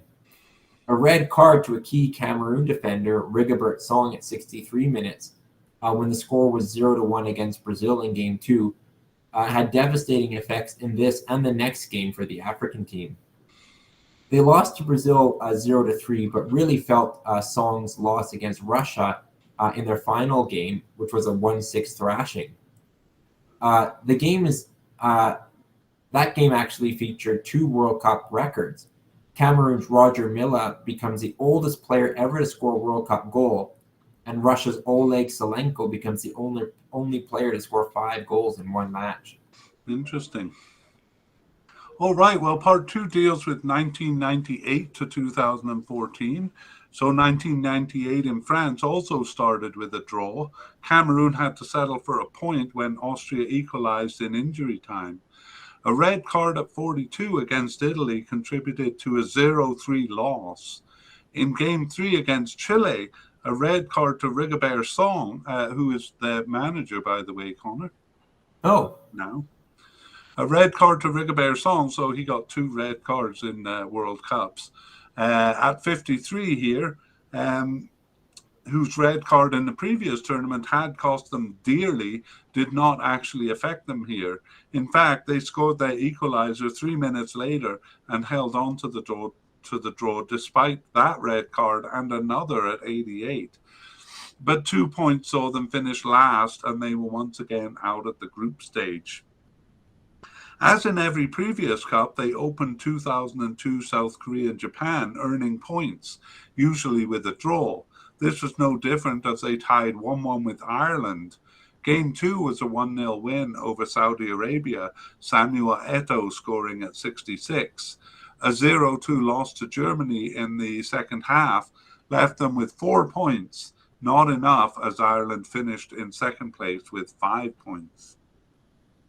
They didn't reach the cup in 2006 and might have wished they hadn't when 2010 came around. No opening draw here as they lost all 3 games to Japan, Denmark and the Netherlands, Samuel Eto'o scoring their only 2 goals of the tournament. Well, they had finished second last in 2010. That was 31st out of 32 teams, but managed an even worse showing in 2014. Mexico had 2 goals wrongly disallowed for offside, but still beat Cameroon 1-0 in the opener. In a dire Game 2 performance that was later investigated actually for match fixing, Cameroon lost 0-4. At 40 minutes, Alexander Song, nephew of Rigobert Song, continued the family tradition of red cards when he gave an inexplicable and actually comically awkward elbow to the back of an opponent, which seemed more suspicious actually than the match-fixing allegations which followed. Regardless, Cameroon's troubles, which had begun with refusing to board a plane to Brazil until promised bonuses were paid, continued, and they lost 1-4 to host Brazil. So they exit the tournament in disgrace, again with 3 losses. Good Lord, let's see if they did any better in 2018. Yeah, in 2018, they received a bye in the preliminary round, so entered in round 2, where they won a playoff against Niger, or Niger, and then in a difficult group stage, they were paired with Algeria, Zambia, and Nigeria. However, they only won 1 of those matches, tying 4 and losing 1, so they finished 3rd in the group and didn't advance to the World Cup. Nigeria were the ultimate group winners. That's right. So no luck in 2008, and possibly just as well given how the previous 2 cups had gone. But let's see how their qualifying went for this tournament. Obviously, they made it this time. Yeah, so they entered in round 2, which this time was a group stage. And they suffered a loss in Ivory Coast, so a very difficult opponent there. But they otherwise won all their games, showing more consistency than the Ivorians against Mozambique and Malawi to finish first in the group stage. That set them up with a playoff.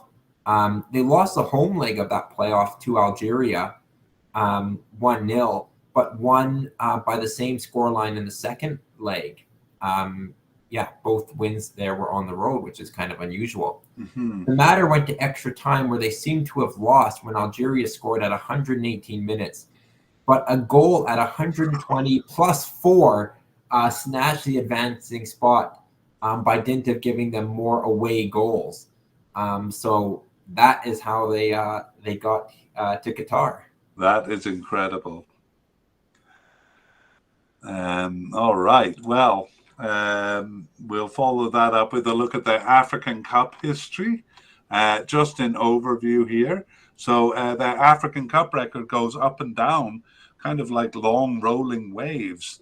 They joined the African Cup in 1968 and moved quickly from not qualifying to a group stage finish to a 3rd place finish in 1972. That result was aided by hosting, and the period went to a low in the wave when they failed to qualify for the next 4 editions. However, they rose up in the mid to late 80s, winning 2 African Cups and finishing second in the other. The early 90s sank as low as not qualifying in 1994, but rose again to better performances, cresting with back-to-back titles in 2000 and 2002. The good form actually continuing by passing the group stage every time until taking second place in 2008. However, 2012 to 15 saw a trough, failing to qualify twice and failing at the group stage the other time. But they recovered abruptly with an African Cup win in 2017, the wave rolling high by passing the group stage every time since. Okay, and I kind of gave it away there, but Conor will take a closer look at the African Cups 2019 and 21. Yeah, so qualification initially amounted for friendly games because Cameroon was slated to host, but they actually became more meaningful when hosting rights were taken away in March 2019 due to political tensions in the country. They won all their home games but went winless on the road, losing to first place Morocco and tying both Malawi and Comoros. But they finished second in the qualifying group, and that was enough to advance to the Cup. There, they beat Guinea-Bissau in their opener, but it was a goalless draws with Ghana and Benin for second place in the group stage. That set up a match with Nigeria in the round of 16, which they lost 3-2 for a disappointingly early exit. All right, let's see if they did any better in 2021, which they actually did host. That's right. Yeah, they did host, but they again went through qualification and actually finished first in the qualifying group, despite being bested by Cape Verde. As tournament hosts, they beat Burkina Faso and Ethiopia in their first 2 matches, and then Cape Verde proved difficult again. They tied in their third match, but it was enough to finish first in the group stage.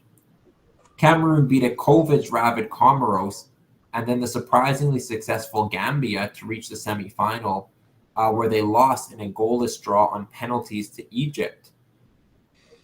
In the third place match, they were down 0-3 at 49 minutes against Burkina Faso, but rallied back to score 2 late goals at 85 and 87. That was to tie the match, and then won on penalties to take third place as hosts.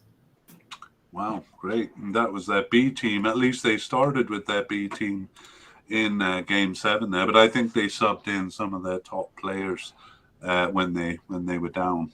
Mm-hmm. Yeah, I think Vincent Abubakar, who was the star of the tournament, I think he scored a couple of those goals. Right. Okay. Okay, well, we'll finish with recent history, recent and upcoming games. So a couple of those have been cancelled. Okay. No, a couple of those were African National Championship games, and those are just played. Local players have to play those games, so it's none of their A team.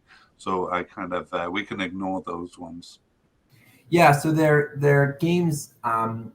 The next teams have to play are African Cup 2023 qualifiers. And their first game, they won on the road in Burundi, then had a game canceled against Kenya. So they've only played 1, and they have matches home and away against Equatorial Guinea coming up. It's end of August, early September. Yeah, I'll just check whether those games are actually being played, because a lot of the friendlies, pre-tournament friendlies, are being played somewhere other than their hometown, and actually it's a kind of a mini tournament, because they have Uzbekistan. I don't have it on here, so these must have just been announced. They have a little friendly tournament at the end of September where they play Uzbekistan and South Korea. Both of those games taking place in South Korea. So a little mini tournament there. But as of yet, no pre-tournament friendlies. All right. Well, they will begin their World Cup schedule playing Switzerland, They play Serbia next and finish with Brazil. All right. Well, I'm sure they'll be hoping that Brazil wins their first two games and makes it a bit easier for them in the third game there. Yeah.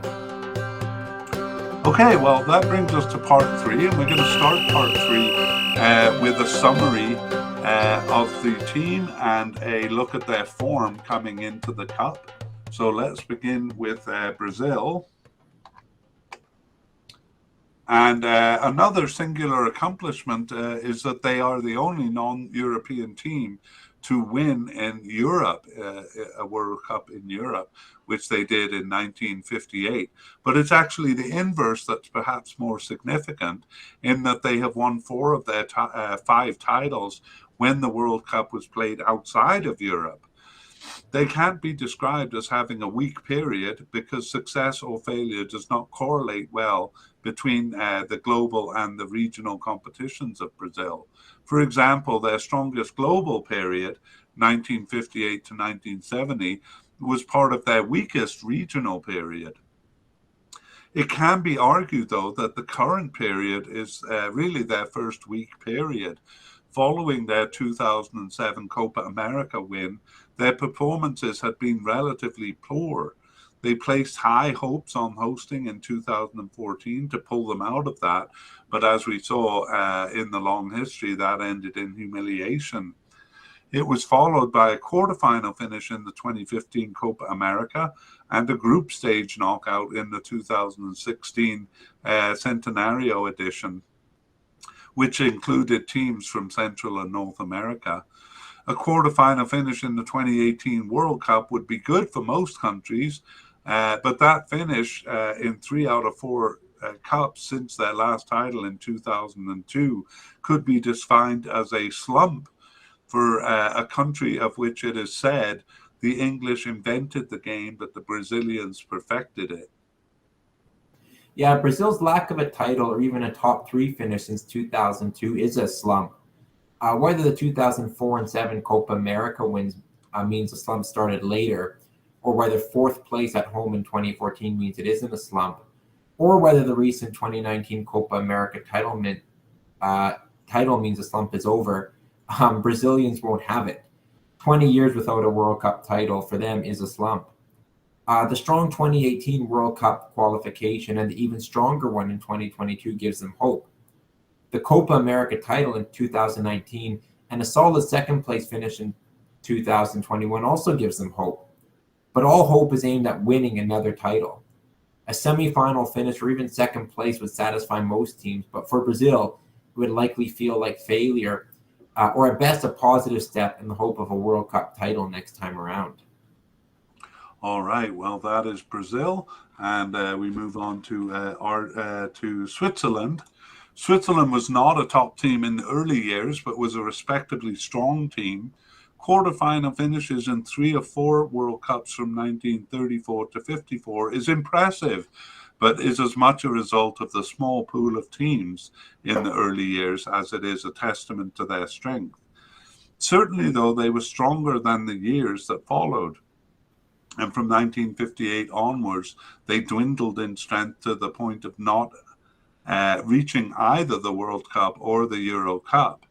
That they started qualifying again in the 19s is partly a result of each cup expanding, but at least in the World Cup, passing the group stage in 1994 and regularly from 2006 onward is a result of an improvement in form, even though it took until 2016 to find that form in the Euro Cup. Now, at the risk of sounding cynical, good fortune in their groupings does play a role in their success, perhaps inflating their record a little bit. They were often paired with France, who are one of the least consistent of the top teams in Europe and a team that they often tie. Greece and Latvia were the main competition in 2010, Iceland and Slovenia in 2014. Portugal and Hungary, Hungary who lost to Andorra, were their group members in 2018. And in 2012, they failed to qualify behind Montenegro. They've also enjoyed easy grouping in the tournaments, where they passed the group stage with South Korea and Togo in 2006, Honduras in 2014, and Albania and Romania in 2016. Do you agree with that assessment, Connor? And what do you think of their grouping here? Yeah, in general I do agree with it, and I think we've seen with some teams. You mentioned Greece; they were another one where they kind of do well in a tournament, and then they are. I mean, Switzerland have actually been a pot one seeded team at times, which kind of gives them a favorable group, which they win, which kind of reinforces their top one seeding and so on. So they have benefited from that. But I think for Switzerland to give them a lot of credit, they've been consistent. They managed to, you know, they've had groups where maybe they would be expected to win, but they've done that. They've got out of the group, so yeah, a bit of fortune, but I think they've also come into their own and they're kind of known as a tough, consistent team. Well, let's take a look at their form coming into this cup. Yeah, so I think given those easy groupings in recent years, their true strength seems to await kind of rigorous testing against top teams. Apart from beating Spain in the opening game of the 2010 World Cup, a team that went on to win it, they generally lost or at best tied when faced with top teams. More recently, though, they have become a bigger threat to the top teams, beating France in the round of 16 in Euro 2020, finishing ahead of Italy in World Cup 2022 qualifying, and beating Portugal in the 2022-23 Nations League. Greater consistency against second-tier teams of their own strength also suggests some improvement in form in recent years. And I think that kind of summarizes Switzerland as a team that's kind of the best of the tier 2 teams or among the weaker of the tier 1 teams, kind of whichever way you want to look at it. Mm-hmm. Right. Well, we'll maybe talk a bit more about that in the discussion later, but let's continue on with the summaries and form. Looking at Serbia. So the historical Yugoslavia has undergone political changes, and its legacy carries down to Serbia, having played under the names of Yugoslavia FR and Serbia and Montenegro in between. It is sad that political upheavals in the early to mid-90s caused them to miss cups through UN-sanctioned bans. But for that, they could boast being the only team to never miss a World Cup or Regional Cup campaign. Their consistency in participating is juxtaposed, that's a big word, hey, juxtaposed by their inconsistency of their results. Their success is impressive, especially in the early years of each cup. Two top 4 finishes in World Cups to 1962 and 3 top 4 finishes to Euro Cups to 1976. But in both, they failed to qualify for several cups in between those successes. After the bans of the early 90s, Yugoslavia FR returned strong, passing the group stage of the 1998 World Cup and the 2000 Euro Cup. Through the changes from Yugoslavia FR to Serbia and Montenegro to just Serbia, they quite admirably kept up their World Cup record, at least qualifying for the majority of them, even if they didn't pass the group stage. Not so, though, with the Euro Cup, where 2000 marks their last appearance. After failing to qualify for the 2014 World Cup for the first time since 2002, Serbia returned in 2018. They were knocked out at the group stage as they had been throughout this millennium, and that was in contrast to the past where they usually pass the group stage at the tournaments they reach. But the group stage is better than not reaching the cup at all, and they haven't reached the Euro Cup as Serbia. 2020 was closer than previous editions, though, reaching the final step of the playoffs before being knocked out by Scotland. They are the only European team in the 2022 World Cup that is not from UEFA Nations League A, as Kevin mentioned, but they have been competitive with their League B teams, Norway, Sweden, and Slovenia, currently standing second in the group. All right, and the last team is Cameroon. So if we see their African Cup record as slow rolling waves, we have to say that they did not match well with their World Cup record. The first World Cup qualification in 1982 came before the high wave of the mid 80s, where they won 2 African Cup titles but didn't reach the World Cup. And their best performance of reaching the 1990 World Cup quarterfinals was actually a lull in their African Cup period. Their back-to-back African Cup titles in 2000 and 2002 came during a period where they were qualifying for the World Cup but not passing the group stage. A low period of not reaching the World Cup in 2006 was followed by the high of a second-place finish in the 2008 African Cup. And a poor period in the African Cup from 2012 to 2017 was during a period where they were reaching the World Cup, even though their performances were very poor there. Finally, their surprise African Cup title in 2017 compares with a non-qualification in the World Cup in 2018, only their second non-appearance at the World Cup in the new millennium. The extended wave metaphor for the African Cup continues, with the tide remaining fairly high since their surprise win in 2017. A round of 16 finish in 2019 is not great, but it is at least passing the group stage. And third place is less than they hoped for as hosts in 2021, but it is a good finish. The general mismatch with World Cup results continues in failing to reach the World Cup in 2018, but the general pattern of doing so resumed in 2022. They will hope the performances in the Cup will be better than their second last and last place finishes in 2010 and 2014 respectively, to say nothing of the ugliness of team turmoil and match-fixing allegations, which they have hopefully overcome. All right, well, that's a summary of the 4 teams, and now we're going to take a look at their rankings. All right, well, yeah. I'll begin with Brazil. They were ranked number 1 at the time of the draw, and are still ranked number 1 by both FIFA and ELO. In fact, Brazil have been ranked in the top 3 in both systems since December 2016, and have actually spent a lot of their history as the world number 1. Oh, you're on mute there, Kevin.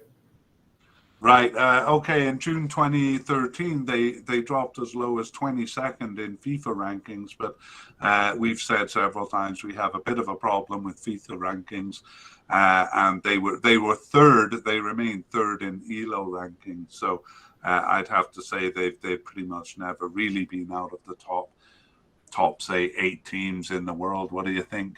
Yeah, the FIFA rankings are a bit reactive, so that was probably in reaction to some poor results. But yeah, I mean, I think people hear Brazil and they know what to expect. Yeah, consistently among the top teams in the world. That's right. Okay, how about Switzerland?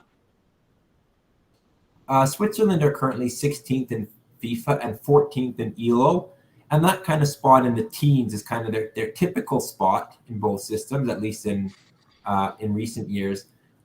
They were as high as 6th in FIFA in June 2018, but their current of kind of 16th is probably more along their average. Right, and a period of being in the 20s from say around 2010 to 15, but even that's respectable enough. They've always been up there. Yeah. Serbia are 25th in FIFA and 19th in ELO. So not actually all that far behind Switzerland. And they've it kind of represents a recent rise. They were in the 40s in FIFA and 30s in ELO in December 2016, and they've kind of risen steadily there since. And 19th in ELO is quite respectable. The only the main interesting thing there is a bit of a split between FIFA and ELO rankings. Which do you find yourself agreeing with more? I generally defer to the ELO rankings, but I do think 25th as opposed to 19th is perhaps a little bit more reflective of Serbia currently. Yeah, me too. Okay, well, finally, Cameroon. So Cameroon are 38th in FIFA and 55th in ELO. There's a bit of a split there, again, just reflecting the Cameroon's recent African Cup where they finished 3rd, which is good. And that's kind of given them a rise in FIFA, whereas ELO is a bit more steady. And the 50s and 60s is kind of where they've been for much of the last 4 or 5 years. Yeah, that's right. I mean, they did rise as high as 20th in the first decade of this millennium, but definitely haven't come close to that since then. Let's take a look at the head-to-head records. All right. Well, we've alluded to the fact that some of the teams have met each other previous times. So we do have some good head-to-head results to compare. Brazil versus Switzerland, they've actually met twice in World Cup group stages before and tied them both. Yeah, we saw 1950 and then 2018. 2018 being most significant, showing that Switzerland can get a tie against big oppositions. Yeah, Brazil versus Serbia. This is just focusing on Serbia, I guess, and not the Yugoslav history. That's right. They've met once, and that was also in the 2018 World Cup, a match which Brazil won 2-0. That's right. Yeah, they've played Cameroon quite a bit. Yeah, Brazil have met Cameroon 4 times. Brazil have won 3, but Cameroon actually has one win in there themselves. Right. The most recent and relevant one was in 2014, where they met in the group stage of the World Cup, and Brazil won 4-1. Yeah, and then Switzerland and Serbia also meeting in 2018 World Cup group stage. That was won by the Swiss, and that's their only meeting as Serbia. Right. And Switzerland and Cameroon have never met, nor have Serbia and Cameroon. So it'll be interesting to see how they compare. Let's take a look at the odds. We've put up the odds to qualify from the group. What I did here is actually take the numbers from 3 different odds makers and kind of average them out. Yeah, so Brazil has a 91.1% odds of making it out of the group stage. Switzerland, the pot 2 team, is 47.6, and Serbia, the pot 3 team, is narrowly behind at 44.8. And then finally, Cameroon, the pot 4 team, are given just 18% chance of advancing from the group. All right. Well, maybe we'll start our discussion around whether we agree or disagree with those odds. But I do want to kind of look at the World Cup schedule here, Connor, which I'll just put onto the graphic that we have. And do you want to just talk us through the schedule, and then we'll discuss any relevancies? Yeah, so I guess looking at kind of the rankings and the odds, the most significant games kind of are in the last round. Switzerland and Serbia are given similar odds, and they meet each other in their final matchup. And then Cameroon play Brazil in their final match. We mentioned that could be significant if Brazil have already advanced and possibly play a weakened team against Cameroon, which could give them an advantage or more hope of picking up points. Yeah, possibly so. But in the long history, we saw that Brazil quite often wins all 3 games. So I can't imagine them fielding really a team weak enough that Cameroon could beat. What do you think? Yeah, I have to agree with that. I mean, I think Brazil kind of famously can put out numerous strong teams. Brazil's B team is still better than most countries in the world. So it might just be a chance to mix up some playing time, which could help them in the long run. But you're right. Yeah, and honestly, I think those B team players will be looking to perform well enough that they'll be considered for a spot in the A team in the final rounds. Yeah. So as you say, those players will probably be better than most countries' A team. All right, well, let's go back to the odds, and I'll let you start. Do you see things this way? Well, I think Brazil's odds of 91% are actually a bit low. As we saw in the long history, in the post-war era, they've only ever failed to pass a group stage once. That was in 1966, and they often win all 3 games. To not pass the group stage, they have to suffer not 1, but probably 2 upsets. And I just don't see that happening. They're a very strong team, a very consistent team. So, I'd almost guarantee Brazil's passage out of the group stage and most likely in first place as well. I agree with you completely. I think 91%. I guess maybe 1 in 10 times something odd could happen that would see them not finish. No, I honestly don't see finishing 3rd in the group stage behind these teams it would happen less than 1 in 10 times, I think, and it would be maybe more devastating than the loss to Germany in 2014. I Yeah, did make a mistake in the history and said 1966 was the only time they didn't pass the group stage. That was true in 1932. But hey, that's how many World Cups is it that they have passed the group stage, right?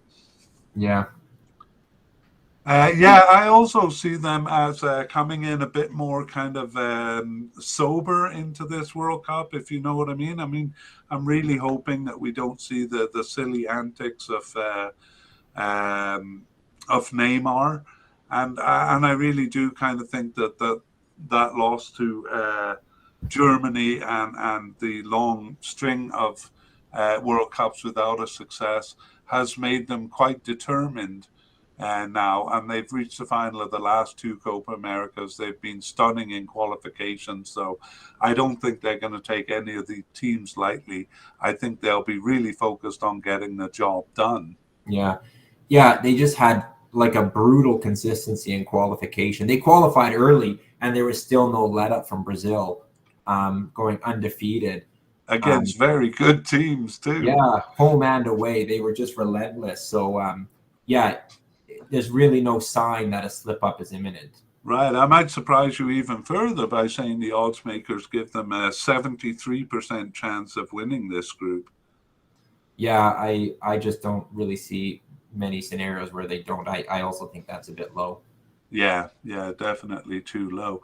Okay, well, do you see Switzerland as the second place finisher here? Yeah, so interestingly, the odds put Switzerland and Serbia very close, as do the ELO rankings. The FIFA rankings, there's a bit more of a gap. But actually, I see Switzerland as the better team here, and I'm kind of confident in saying that. When you look at history, Switzerland, recently often passes the group stage, where Serbia, if they get to the tournaments, often don't, and they have a very kind of poor and inconsistent record. In, certainly with their European Cup qualification, where Switzerland, are just kind of a relentlessly consistent team. They often get out of the group, not much further than that. But I kind of expect that here. I mean, and that said, Serbia, had a very impressive qualifying campaign, winning their group ahead of Portugal. They have Alexander Mitrovic, who's just on fire and is typically a great goal scorer for them. So it's possible that perhaps they're entering a bit of a spike in performance. But looking at the Nations League, where they're a Nations League B team and Switzerland the A team, I mean, I see that reflective of their true relative strength. So I favor Switzerland more than what the odds makers and rankings suggest. Yeah, I mean, I would say, of course, it was impressive that they qualified over Portugal, but you did point out when looking at that tournament that it was really a last-minute goal that saw them in second place, and they otherwise would have had to qualify through a qualification and face Italy, I believe, along the way. So I wouldn't say that they're lucky to be at this cup, but I do think that's kind of the limit and has been the limit of their success. Even though they are the descendant team of Yugoslavia, I gotta say it's Croatia that seems to have inherited the intermittent success that Yugoslavia had. So otherwise, I would say Serbia could pop up at any time and finish third in the cup, but really it's Croatia who seem to be that way, whereas Serbia consistently fails to reach the Euro Cup or consistently, good consistency in reaching the World Cup, but consistently falls at the group stage. So I do think they have the talent to go a little further with a bit of luck. But I got to say, in this group, I don't think luck will be enough. Brazil is so strong, and Switzerland, as you say, is so consistent, especially against second-tier teams, that I don't see any room for Serbia getting through or putting in a stunning performance. They haven't really done anything like that. Yeah. That said, I mean, if both Switzerland and Serbia beat Cameroon, and we'll talk about Cameroon in a second, and they both lose to Brazil, it will come down to that final match between them. It could be very delicately poised, and and a draw could just see the kind of the randomness of goal difference coming into it. So it could be a matter of keeping a low score against Brazil or scoring several against Cameroon. So it's going to be delicately poised until the end, I think. But even in a head-to-head matchup, I favor Switzerland. Yeah, I like that point. I like that you say it could kind of come down to a bit of randomness at the end. And I think certainly on a good day, they may be capable of tying Switzerland. So, yeah, it's not out of the question. I still see these odds. I mean, honestly, the scenario you described are kind of what these odds are describing. And even though I do think they'll both lose to Brazil and beat Cameroon, I think in the head-to-head, I would give Switzerland a much bigger chance. Mm-hmm. Yeah. All right. Well, we both said that they expect to win over Cameroon. Do you think Cameroon has a chance to overcome that? I think Cameroon has a chance of getting points in this tournament, but I don't see Cameroon as really a threat to the European teams for second place. They're an okay team in Africa, relatively strong team, but they're not among the strongest African teams even in this tournament. Yeah. Third place was good, but keep in mind that they were playing at home in the recent African Cup. So it'll give them optimism, but in Africa, especially, home form can be a huge advantage. So yeah, I see Cameroon. They have some talented players, but I don't see them at the level of the other two teams. Points are possible, probably more against Serbia than Switzerland, the way I see it. But yeah, I think I don't really see them overtaking them, and less so to be a threat to advance. Am I unkind, or do you agree? No, I would say honestly, Connor, I'm even a bit more cynical than you, and it's not because of their performances in 2010 and 2014. I think they'll be better than that here. But one of the things that I find hard to wrap my head around was, they won the 2017 African Cup completely out of the blue because they were doing poorly until then. But so you think they would kind of go forward with a solid team that they could build around. And the fact is, I think there are only 4 or 5 players from that 2017 squad who have survived long enough to be on this squad. So for some reason, they find themselves having to rebuild after winning that African Cup title. And the rebuilding is actually going reasonably well, but it's still underway. So as you say, they're probably behind Ghana, the second weakest team at this cup. And there are teams like Nigeria and Algeria and Egypt who didn't make it, who are probably stronger teams than them. I think you would have to be a really strong team like they were in 1990 to come in and challenge in this cup. And again, I haven't seen them doing anything in recent times that would make them kind of a threat here. There's always room for a surprise, and they do have some talented players, but I think this cup, the level will be too high for them, as it has been for 5 of the last 7 cups where they've only passed the group stage. Yeah, or failed to pass the group stage. Oh, yes, I'm sorry. Yeah, failed to pass the group stage. So, yeah, some of those teams had a stronger squad than this squad, and still it was a struggle to get past the group stage. So, yeah, I got to say that they're going to be, I just see them finishing last here. Yeah, I think what settles it for me is you have 2 teams in Brazil and Switzerland who typically pass the group stage, and you have 2 teams in Serbia and Cameroon who typically don't if they get here at all. And I just, the way this group shakes out, I see a kind of a clear 1, 2, 3, 4. And I think kind of that recent history will stay true. I don't really see a big shakeup or a lot of room for surprises in this group. I agree. Of those 1, 2, 3, 4, which area do you think is the most open to a switch? I think possibly Serbia and Switzerland, partly given a bit of the weakness of Cameroon. But, Serbia, on a game level can surprise. They can beat good teams, and they may only need one good game against Switzerland to do that.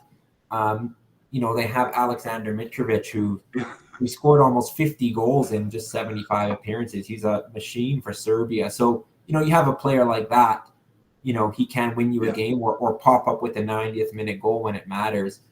So that makes Serbia a bit more of a threat. But I say that without being all that convinced it'll happen, because Switzerland, I just see them as an unrelentingly consistent team.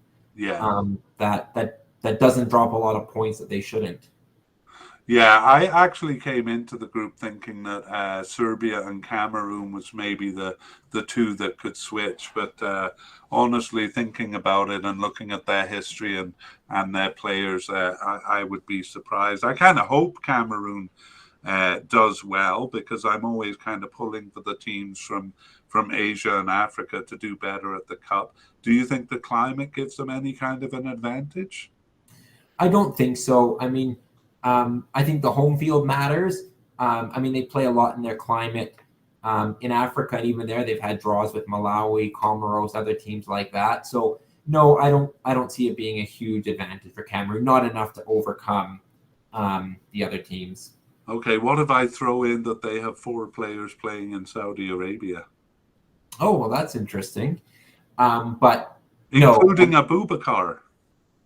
Yeah, he's their kind of maverick player. He was sensational in the African Cup. So Cameroon have talent. They have players playing, good players playing in Saudi Arabia, but also top leagues in Europe. They're not a weak team, but they're just weak once I think they get onto this global stage of playing the best of the best. Yeah, I agree with you. Even if we put Abubakar and Mitrovic head to head, I think Mitrovic is still more capable of pulling off upsets. Yeah. All right, Connor. Well, I think you've been very wishy-washy here, and it seems like you can't make any kind of a decision. So I'm gonna pin you down here. Tell me, how is this group gonna turn out? Well, if I wasn't clear already, I'll say it here. Brazil, Switzerland, Serbia, Cameroon. That's my pick. I got to go the same way. And in my notes, I even kind of said even a deviation as far as a draw in this group would be a surprise for me. Although there is kind of a chance between Serbia and Switzerland, or if Serbia kind of comes a bit weaker, Serbia and Cameroon. But yeah, I don't see much deviation from the pots here. Yeah. All right. Well, that brings us to the end of the podcast, and thanks so much for listening. Yeah, those who are unfamiliar with our podcast might want to keep listening for some information for further listening. But if you're turning off now, goodbye, and we'll hope you tune into our next podcast in the series, Group H. All right. Good talking to you about this, Connor. Bye-bye. Bye. Okay, further listening. We've done 9 different series of podcasts if you're interested in a deeper dive. Some of the information may be dated, but some of the histories focus on different aspects of the team histories, so it can help you to get to know teams more intimately.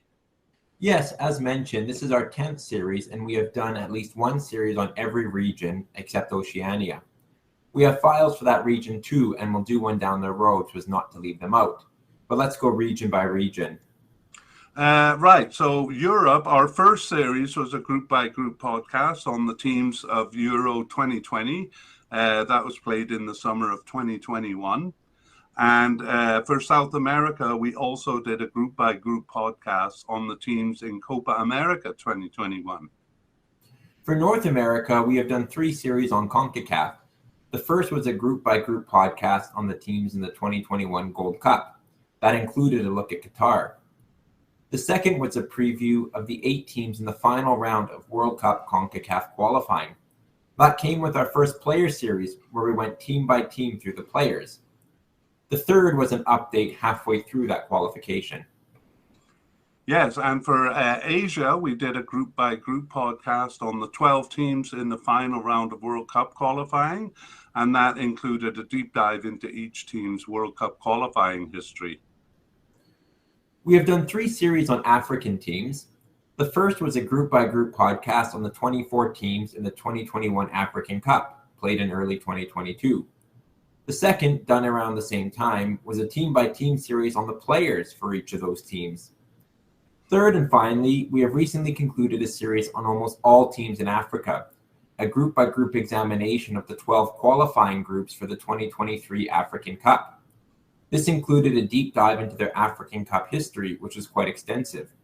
This provides a look into some of the lesser teams that rarely even qualify for the African Cup. Right, and we realize that not everyone is interested in the level of detail that we go into. So starting from that series, the 2023 African Cup series, we're editing our media casts into shorter versions. Generally, for groups and teams, this will just be a summary and discussion segments of the longer podcasts. And for the player ones, just the sections on the squad's overall strength and a list of the main players that we expect to reach the competition. So that's usually 2 or 3 groups per episode. Yes, otherwise each long version of the series contains a deep dive into the matter at hand. So if it's African Cup qualification, for example, it's a deep dive into the team's history of African Cup qualification. Or if it's the World Cup qualification, a deep dive into each team's history in qualifying for the World Cup. Right, and all of those podcasts can be found in our library at soccerphiles.captivate.fm. That's Soccerphiles with a PH in the middle and an S at the end. And we also provide a link to our website and other relevant material in the show notes for each media cast. And in general, to find us, you can type Soccerphiles Canada into Google, and it's easy to find your way from there. Or just check out the show notes for this or any of our media casts, and it'll be easy to navigate from there. Okay, see you in our future media casts.